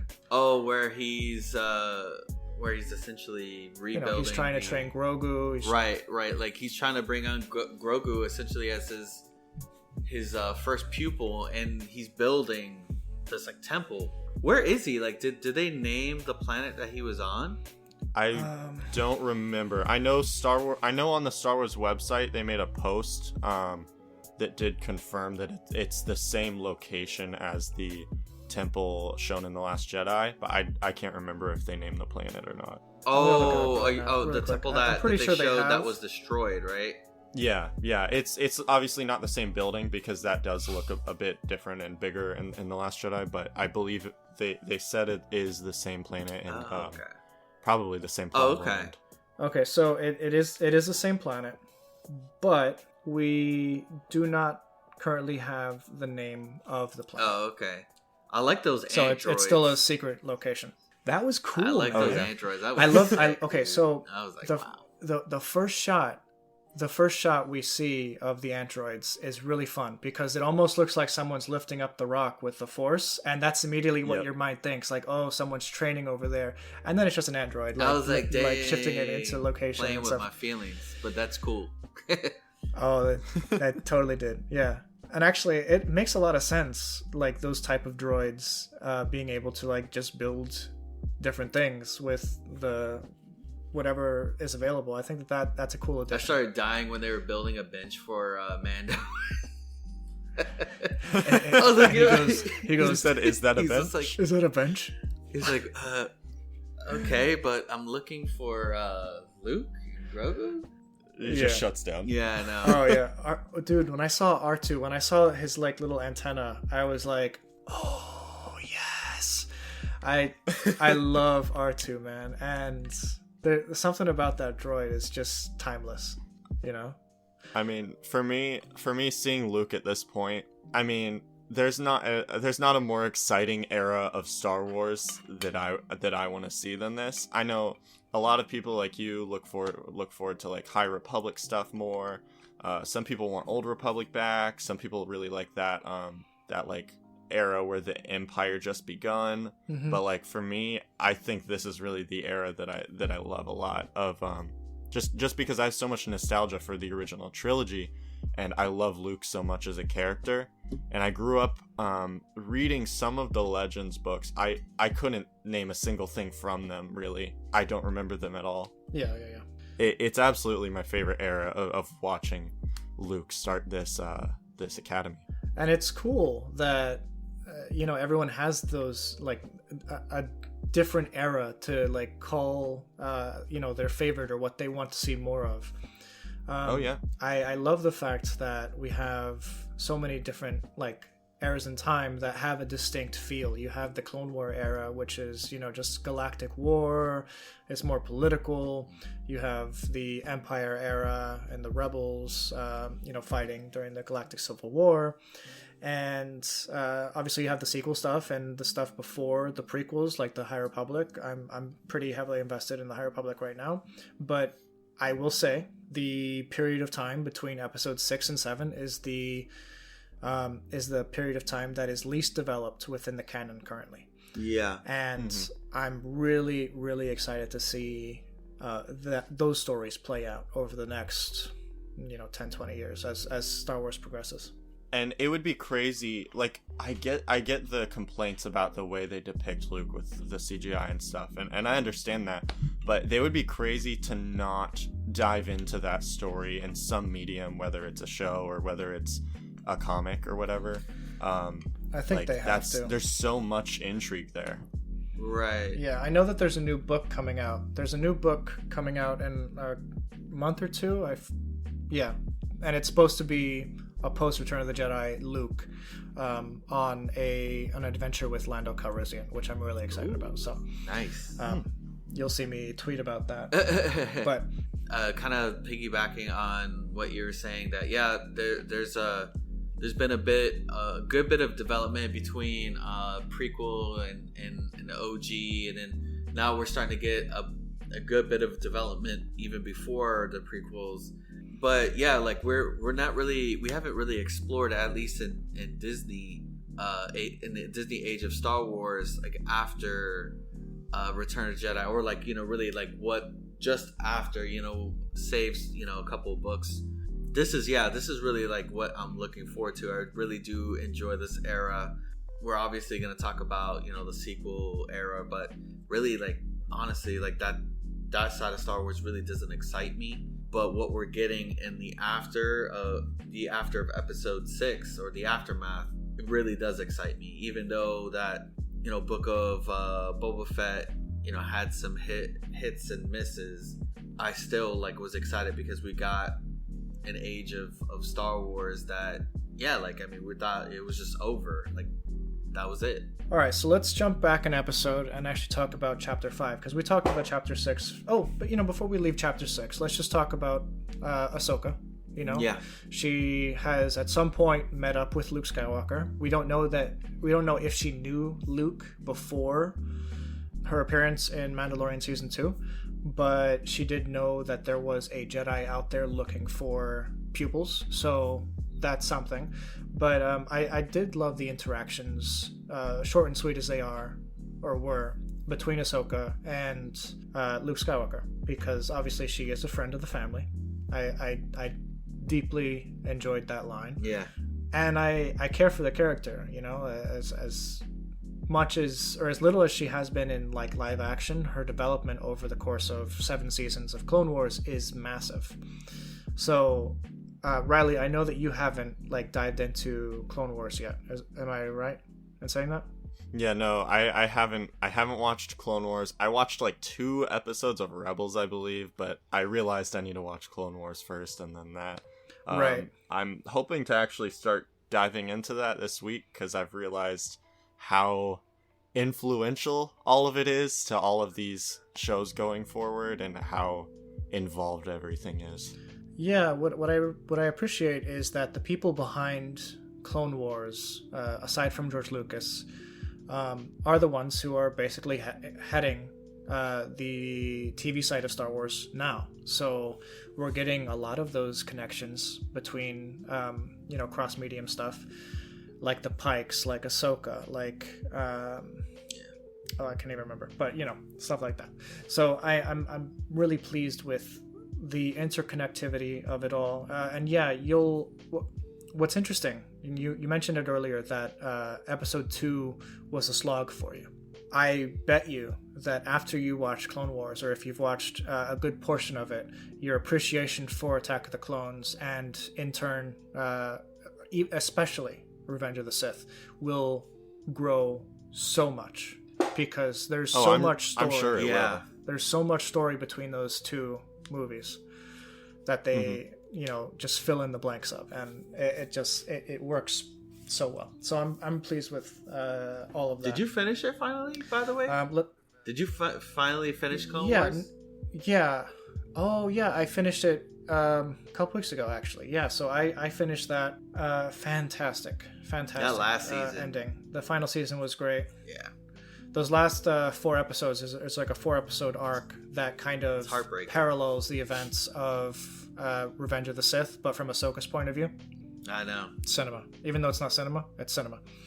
All right, let's jump back to Chapter 5. Let's go talk about Mando, Bryce Dallas Howard's Return of the Mandalorian. Oh, yeah. What are your thoughts, guys? Love seeing my boy. Yeah, we love this character, which is crazy, because in my mind, it was like, as soon as he showed up on the show, I was just like, this is what Book of Boba Fett's been missing. Like, just his little introduction where he like goes through the when we first see him, it's there's a tangible thing that's just so good about that character that felt off about Boba Fett, and then it kind of just felt like it fit, I guess. I don't know. I might be rambling, but Riley, what did you think of that episode? Oh, I absolutely loved it. I mean, like I said, it didn't ultimately fit in the season of the Book of Boba Fett, and it could have stood on its own as a setup for it. But as an episode, it was fantastic, and that's even coming from a point of view of someone who hasn't delved into Clone Wars and like the lore of that and what happened on Mandalore.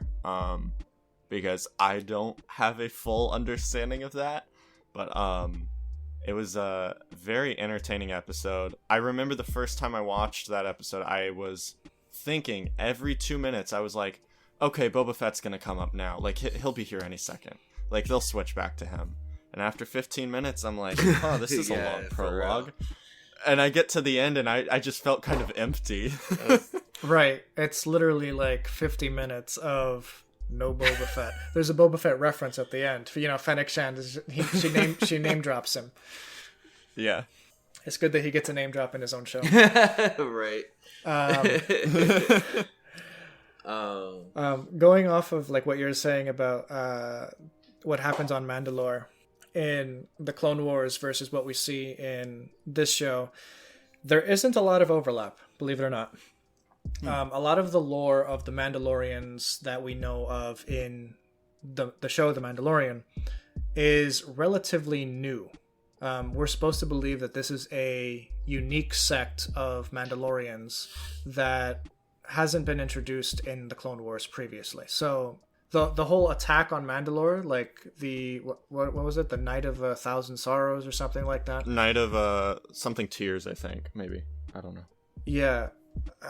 That's not something that's shown in the Clone Wars. Obviously, that's something that happened during the Empire's time. So it's interesting seeing that on screen, and the visuals of that little sequence was crazy. Like, oh yeah, obviously brutal and like apocalyptic, but like beautiful in its symmetry and just the way that it was handled and everything. And it was almost like Terminator-esque when the K2SO droids started popping up.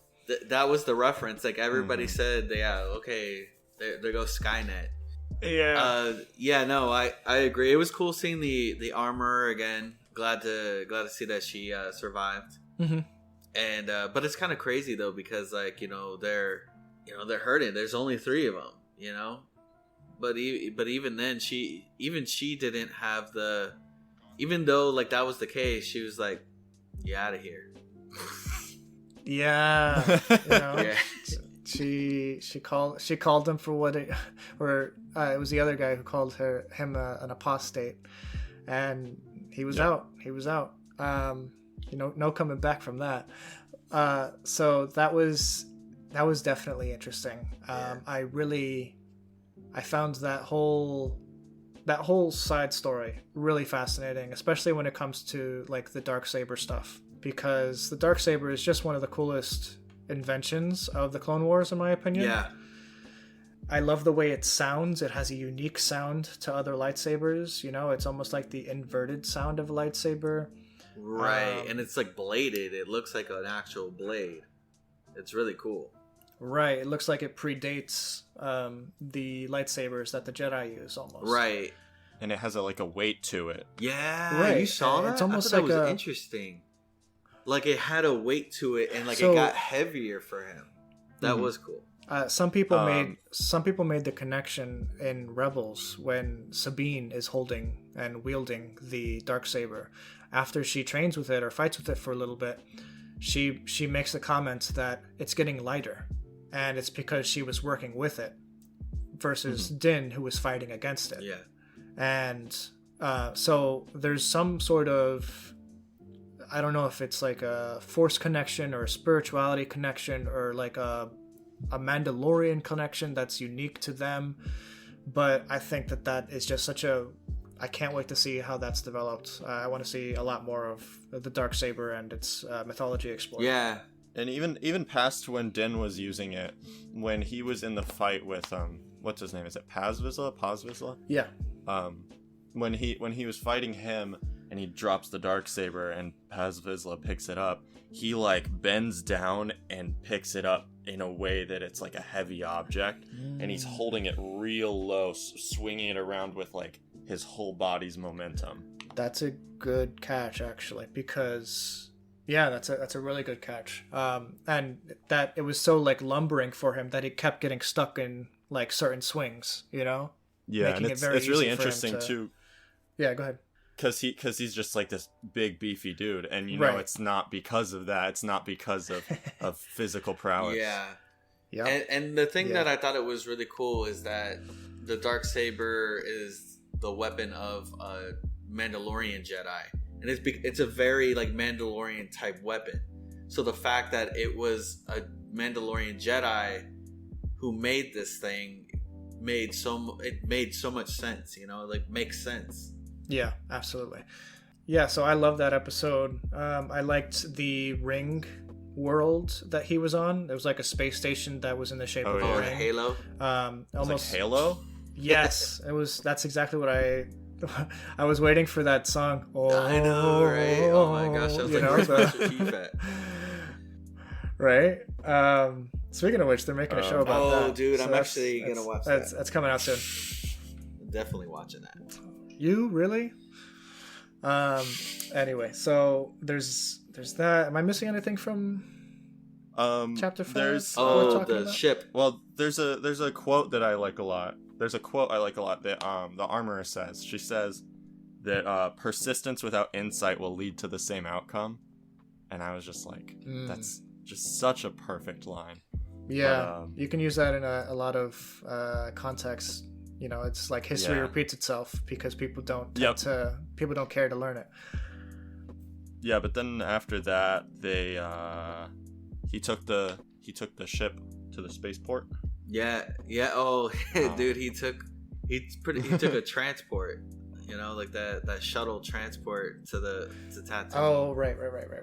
I love It's like how a commercial airliner. they had him like deposit one of the rarest weapons in the galaxy. Inside the box. The you know, with the power to like rule a world inside just some random airline box. I know. Yeah. Then he was like, "I'm a Mandalorian. Weapons are my religion." Yes, I like I that. love when he like put it in the box. He's like, I remember everything that's in there. Yeah, it was fun seeing Peli Moto back. You know, she's the curly haired girl, the mechanic on Tatooine. Yeah. That It was nice. We've seen a couple times on Mando. She's just, the more I see of her, the more I like her. If that makes any sense. does make you know, like sense. she's just a joy to watch. Like her little aphorisms are so funny. Like I was laughing so hard at "no skin off my dipstick" or something like that. I was just like, what? I know, she like Just stupid. she plays that mechanic character so well. Like, you know, like a ship Yes. mechanic, somebody that's surrounded by droids all the time. Right. All used to talking to themselves and like trying to like smooth talk others. Dude, the N1 starfighter, the Naboo starfighter thing is super cool. Yeah, it was super sick. And the fact that he like that whole sequence, just the reverence that they had for the ship. They spent like 5 minutes like working on like fixing that up, and it looked cool. 5 minutes. And We the laughed at the that. You know, run it up. was way longer in the show. No, but it was cool though. I loved that she was like, oh, you know, he's like, oh, you know, I really, really want this part for my ship, and she's like, oh, well, I can let the Jawas know. And this is where, like, you know, I made fun of the fact that they like just stole it off of like an actual like working ship. But I did like that she had like that connection, like she had that connect, like, hey man, I need this, and they could get it. That's crazy. Yeah. But yeah, like that was really cool. Yeah, that they spent time. Like he was really like able to like personalize his ship. He was really, really like, he's like, bro, I wanted a Razor Crest. Like, come on now. No, but that's perfect for him, especially at the end when you see him and Grogu ride off into the sunset, like with Grogu in the in like the astromech port. Yeah. Dude, I love that. I love that. They had a little bit of a nod, and I know it's on the back burner, but I don't know if they're still trying to make it. But there was a little bit of a nod to the Rangers of the New Republic in there when they showed those the two guys, and he was like, "Hey, your voice sounds familiar. Did you fly a Razor Crest?" And he knows it's Mando because he can see him. Definitely, he knows it's him. Mando's straight looking at him. And I love that they let him go, and they're like, "Do you really want to fill out paperwork?" He's like, "Nah, let's go." Yeah, what's interesting about the Rangers of the New Republic bit is I don't think that they're currently working on that. Right. I have a feeling that maybe some of the storylines in this were part of Rangers of the New Republic. Like I could picture them, recycling some of the gangster stuff to be used with Boba Fett and stuff. Yeah. So maybe there's a connection there. But yeah, after Gina Carano was fired, she was the star to that show, and I don't think that they had the urge or the will to continue that story without her. Also, side point, I wonder if, because there was a novel coming out that dealt with the Mandalorian that also got canceled like shortly after Gina Carano's firing, and I wonder if both of those had Cara Dune as like a main character or something. Probably. Mm-hmm. Probably. Back to those scenes with Pelimoto. There's a lot of just references to and Easter eggs all in there. Like first off, there's the BD droid, which makes an appearance in Jedi Fallen Order. Yeah, that was sick. Yes. I was like, wow, that's cool. And he does the little tappy thing with his feet. Oh, the dance. Yeah, I love that. So cute. Yeah. And then that piece you guys mentioned earlier, the pole that the Jawas ripped off the bottom of one of those trains. Yeah. Is called the cryogenic density combustion booster. That's actually the same. I don't know the in-universe it is, but it looks the exact same as the pole in the trash compactor scene in A New Hope. Oh, you're right. It's like the detailing on it is the exact same thing. I did not catch that crazy. at all. That's super cool. And then after that, when he took the ship off, he flew into Beggar's Canyon. Obviously, yeah, that was in the That Phantom was really Menace. cool. Yeah, and the ship, the decals on the side of the ship are the same decals as the one that Anakin rode. I don't know if all Naboo starfighters have that, but the little symbols on the side of it are the same symbols on the side of the one that Anakin flew when he did a spin. That's a cool trick. That wouldn't surprise me if they did do that, since they repurposed his pod racer. Yeah, they repurposed that in Mando, right? Cobb Vanth was using it, if I remember correctly. Yeah, I believe so. Speaking of Cobb Vanth, we should pivot away from Mando and that storyline to talk about his involvement in episodes 6 and 7. Yeah. So Cobb Vanth meets the Pikes basically and tells them to go away, that his town, Freetown, wants nothing to do with the spice trade, but the Pikes want the spice to flow. So yeah, I think that line is funny. Just the spice must flow. Makes me think of Dune. But I think the citizens of Freetown should be called Fremen. Freemen. Oh man, whoa, you might be right. Oh my gosh. Oh man, that's what they were. Dude, I liked his gunsling. They live on the Dune Sea. Cobb Vanth, man, he's got some moves. Yeah, so that episode, Chapter 6, directed by Dave Filoni, it's called From the Desert Comes a Stranger, and I love that scene when Cobb Vanth is looking out into the desert and he sees a silhouette of some stranger coming into the town, just walking in slowly, and of course it's Cad Bane, and oh, what an excellent character to bring into the show. Bro, let me tell you. What did you guys think? When I saw the silhouette and I saw the hat, I was like, dude, I said, bro, the Cad Bane, are you serious? And let me tell you, like, Cad Bane is one bad dude, especially like if you've seen Clone Wars, like kind of like all the animated stuff. He's a bad bounty hunter. Like he's he's quick to the trigger. He's taken out so many people. Like, I mean, he's really, really good at what he does. And so when I saw that they brought him in, I was like, how are you gonna have a bounty hunter show without this guy? When it comes to when you eventually watch Clone Wars and stuff, when you see an episode with Cad Bane in it, you know it's gonna be a ride. Oh yeah. It's always fun. So it was really cool seeing him pop up in this show, and obviously that showdown between him and Cobb Vanth. I hated that random, not the marshal, but like the other guy that like his deputy was like, I'm not leaving you, boss. His deputy, yeah. Oh, the one, man. Yeah, because right before that moment, Mando came in to convince them to help Boba. And it was funny because when, I know that we're like talking about this moment, but like quick, when Mando landed, the deputy was like trying to get up in his grill, like, yo, you can't park here. And Cobb Vanth is like, oh, he's a new guy. He doesn't know. Yeah. Well, he isn't a new guy anymore. He's a dead guy. Dude, yeah, I knew he was dead. Because he got shot like 3 times. Yeah, I knew he was gone. Cobb Vanth got shot in like the right shoulder, so that's not shouldn't be life threatening. Obviously, we see him in the back to tank later. Yeah, it was purposeful. Like, it wasn't a lethal shot. Like, when I saw that he got shot once, the way that he gunned down his deputy, I was like, no, he didn't want to kill him. It was a warning shot. Yeah, that's true. All right, so jumping into the final episode, because we're running a little over 2 hours at this point.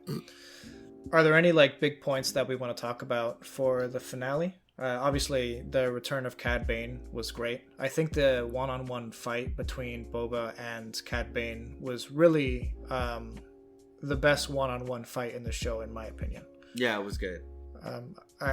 I think, obviously, that's where Robert Rodriguez shines, is his one-on-one fights. So I think that there was like a lot of like kinetic energy in that felt right. And that's kind of what I was talking about earlier when his Tusken background, or the flashbacks, finally came to fruition, just before Cad Bane took his life. He was able to use that cane that he had made, the staff, to change the tide of battle. Right. Well, I mean, he was taught that, like, pretty much, like, if you're in a situation where, like, your back is essentially against the wall, like, or you're down on your back, you can do it. You can use it this way. Something that I noticed that we kind of, like, glossed over, we didn't even really talk about this character, is Ming-Na Wen's Fennec Shan. Like, I mean, she does a really fantastic job. I love her character. Ming-Na Wen's character is like absolutely amazing. I was gonna say, she did not get enough time to shine. No, she didn't, because every scene that she was in was a scene pretty much also focusing on Boba Fett or another character, so the few shots or the few scenes that we got of her alone were too quick and too far in between. Like the when she takes out the pikes at the end. Yeah, she wasn't in that whole last fight. So, which is a shame, actually, and it feels weird that she wasn't in that fight, in my opinion, because she would have been far better suited to that than going over to the pikes. And so also, wasn't she going over to the pikes and Mos Eisley to stop? I believe it was to stop them from being able to command anyone attacking them at the sanctuary. I believe that's why they sent her, but she killed them after that. And not only did she kill them after that, but they knew that they had already lost at that point, which means that word had gotten out to them already that their troops were defeated, and then she showed up. So her not being in the fight was pointless. Yeah. So I wish that they had handled her a little bit better, but it is what it is. I really loved the reunion between Mando and Grogu.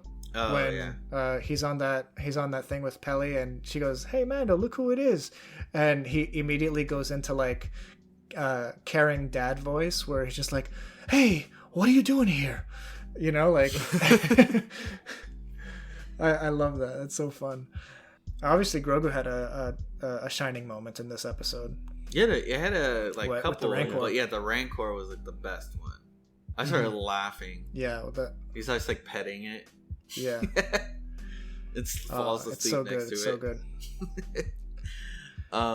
I saw someone describe that this episode felt like a kid playing with action figures. It felt like that's really the dynamic I think that ultimately played off, especially at the end when the Rancor starts going loose and going crazy. Yeah, for sure. Yeah. Boba Fett and Mando had some good moments. I love the like dual jetpack like action that we got. That was really, really cool. Like that face off against the Pike soldiers essentially. And then them using like their arsenal, like his like knee rockets, Mando with the sparrows, like I mean just everything, like all the gadgets that they had, we got to see them use it. And I thought it was sick. Yeah, I liked. I complained a little bit earlier about how the townspeople stopped firing when the bubble, the shield came down for those Scorpionek droids, but the individual ways that both of those droids came down, whether via Rancor or by the Darksaber, I really loved. I thought that was a really cool way to take those things down. Obviously, the townspeople could have helped a little bit, you know? But yeah, it is what it is. Guys, we haven't spoken about Black Chrysanthemum at all. A major character, well, not a major character, but he's a character who has jumped from the comics to the screen in a big way, and people love him. Everybody loves him. What are your guys' thoughts on his being in the show?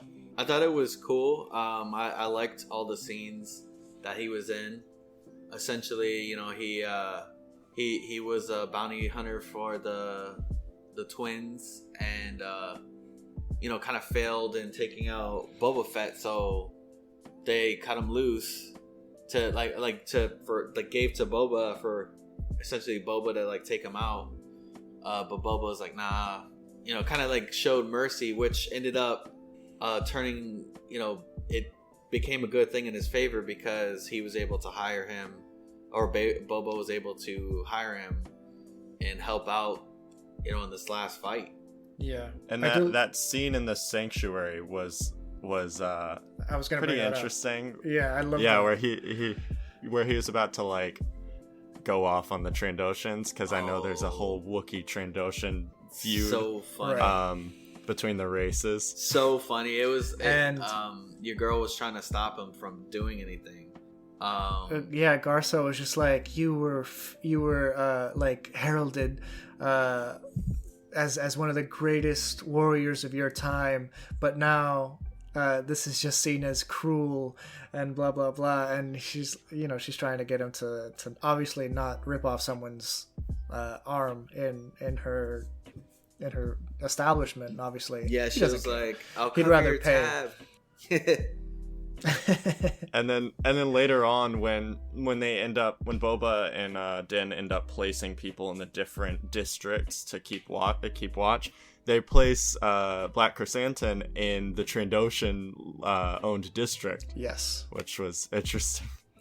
Right. I was hoping to see more of like an interaction between all that, but I think that he'd gotten it out of his system at that point. He'd ripped off at least one arm of a Trandoshan. That's enough for this visit to Tatooine. Yep. Yeah. Yeah. The fact that the townspeople like started attacking, which was crazy. That was like a pretty cool like setup. That ambush. Oh yeah. The ambush that the Pikes set up. I want to bring out a quick point. The Pikes in this show look almost nothing like the Pikes in Clone Wars, and I think the best reasoning behind why that is the case, it has to be because the Pikes in Clone Wars need to be CGI to look the way that they do in Boba, basically. So I think they just went with a more traditional like guy in a suit sort of look. Yeah. But in my opinion, I think that took away from their unique look in like the Star Wars lore and everything. But anyway, that's just a minor I have probably two more things that I wanted to bring up that we haven't talked about much. Just real quick. The music for the show is incredible. Yeah, I like it. He does an amazing job knocking it out of the park. Even though Ludwig it's Göransson, well, he did the I think he only did the theme. I think somebody else did the rest of the music for the show. I think that's Really? the case. Yeah, I think the credits theme is what he contributed. I don't know what he's been doing because I think he's just a busy composer at this point. But he contributed that theme, which is like far and away like the biggest musical piece in that series. But the reason I think that we recognize Mando's theme immediately when we hear it in this show is because of the power of his music, like coming out basically. Oh, you know? yeah. Like the moment you hear the Mando theme or the Grogu theme, you're just like, oh wow, that was that's a really good theme, and I would like to hear more of it. But yeah, you're right, Anthony. I think he only did the theme for Book of Boba Fett, and I think there was another composer doing the incidental music. The composer did a pretty good job. I think that some of the the other music was pretty well done. Yeah, there's a couple moments musically that are just like really powerful that stray away from both the Boba Fett theme and the Mandalorian theme, and that's like when he first suits up in the first episode and he's putting on all his armor and stuff. There was just this really powerful epic score going on. Yeah. And then later on, when the Mandalorian was in the Naboo Starfighter and he just came out of Beggar's Canyon and he launches up into the clouds, there was this amazing string arpeggio going on that just felt like pure exploration and discovery. I gotta recheck that out because I must have missed that. I was too busy. I was too caught up in like the whole Beggar's Canyon joy of it all. But yeah, that sounds like Star Wars, and I appreciate that. Yeah. The one other thing I wanted to bring up, I don't know if you noticed this, but I feel like you may have, just because I know how into timelines you are. Allegedly, like the Mandalorian takes place like 4 or 5 years after the Return of the Jedi. So Return of the Jedi is 4 years after the Battle of Yavin, and technically Mando Season 1 takes place in 9 ABY, so that would be 5 years after. Yeah. Okay, so because Boba obviously falls into the pit, the Sarlacc pit, in Return of the Jedi, and this show, the main chunk of it, takes place 5 years after that. So I want to know what happened to a very, very large chunk of that time, because he comes out of the Sarlacc pit, the Jawas take him, the Tuskens take him, the whole Tusken arc goes through, the Tuskens are killed. By then it feels there's not necessarily something quantifying it specifically, but it feels like weeks or maybe months. I noticed that too. So I might have commented on like Twitter about that, but the passage of time isn't altogether clear. Like you said, it feels like maybe weeks or months are passing with the Tuskens, and it feels like almost no time at all after he leaves the Tuskens that he decides to go, that he finds Fennec Shand. But at that point, we already know that that's at least 9 ABY. I think that Mandalorian Season 2 and Book of Boba Fett actually happened the following year, because if we look at the Navarro City, where, you know, Carl Weathers' character is like the deputy of, the amount of time that has elapsed in like the rebuilding of that city clearly looks like it has to have been a year at least, just because there's so much of a difference timeline wise between what happens in Season 1 and Season 2. So I think that this all happens in 10 ABY, so it's actually 6 years after. So there is an extra chunk of time that isn't accounted for, even though we know that it has to have taken place over many, or like, you know, a handful of years. So I just assume that he was either with the Tuskens for a lot longer than we know, or he was alone in the desert for longer than we know. But the latter doesn't seem right, because I feel like he would have made an attempt at his ship a lot sooner. I mean, honestly, I'm leaning towards the latter. It definitely felt like an extremely short amount of time that he was with the Tuskens. Right. Riley, thanks for joining us today on our 44th episode. This is our 44th episode, right, Ed? Yes. Yeah, it's been great having you. It's been great having another voice on the show. Yes, definitely. Yeah, of course. Thanks for having me on. Yeah, thank you for joining us. Yeah, you kept us in line. You kept us in line, bringing up some great points. Definitely. I appreciate that. And feel free to come on anytime in the future. We'll let you know like what topics we're working on in the future, and if you want to join in or if you have the time, whatever, let us know. All right, man. Yep, I'm down for any Star Wars or Marvel or whatever. Sounds good. We talk a lot about that. All right, guys, thank you so much for listening to us here for our 44th episode of Project Geekology. We hope you check out some of our other work. We have plenty of other topics to go through, plenty of Star Wars topics in general. And we hope that you subscribe wherever you listen to your podcast so that we can, have you listen in for more stuff and comment your thoughts. You can find us on Twitter at pgeekology and on Instagram at Project Geekology. So please be sure to follow us there for more info on future releases, and talk to you later, guys. Bye. Bye. See ya.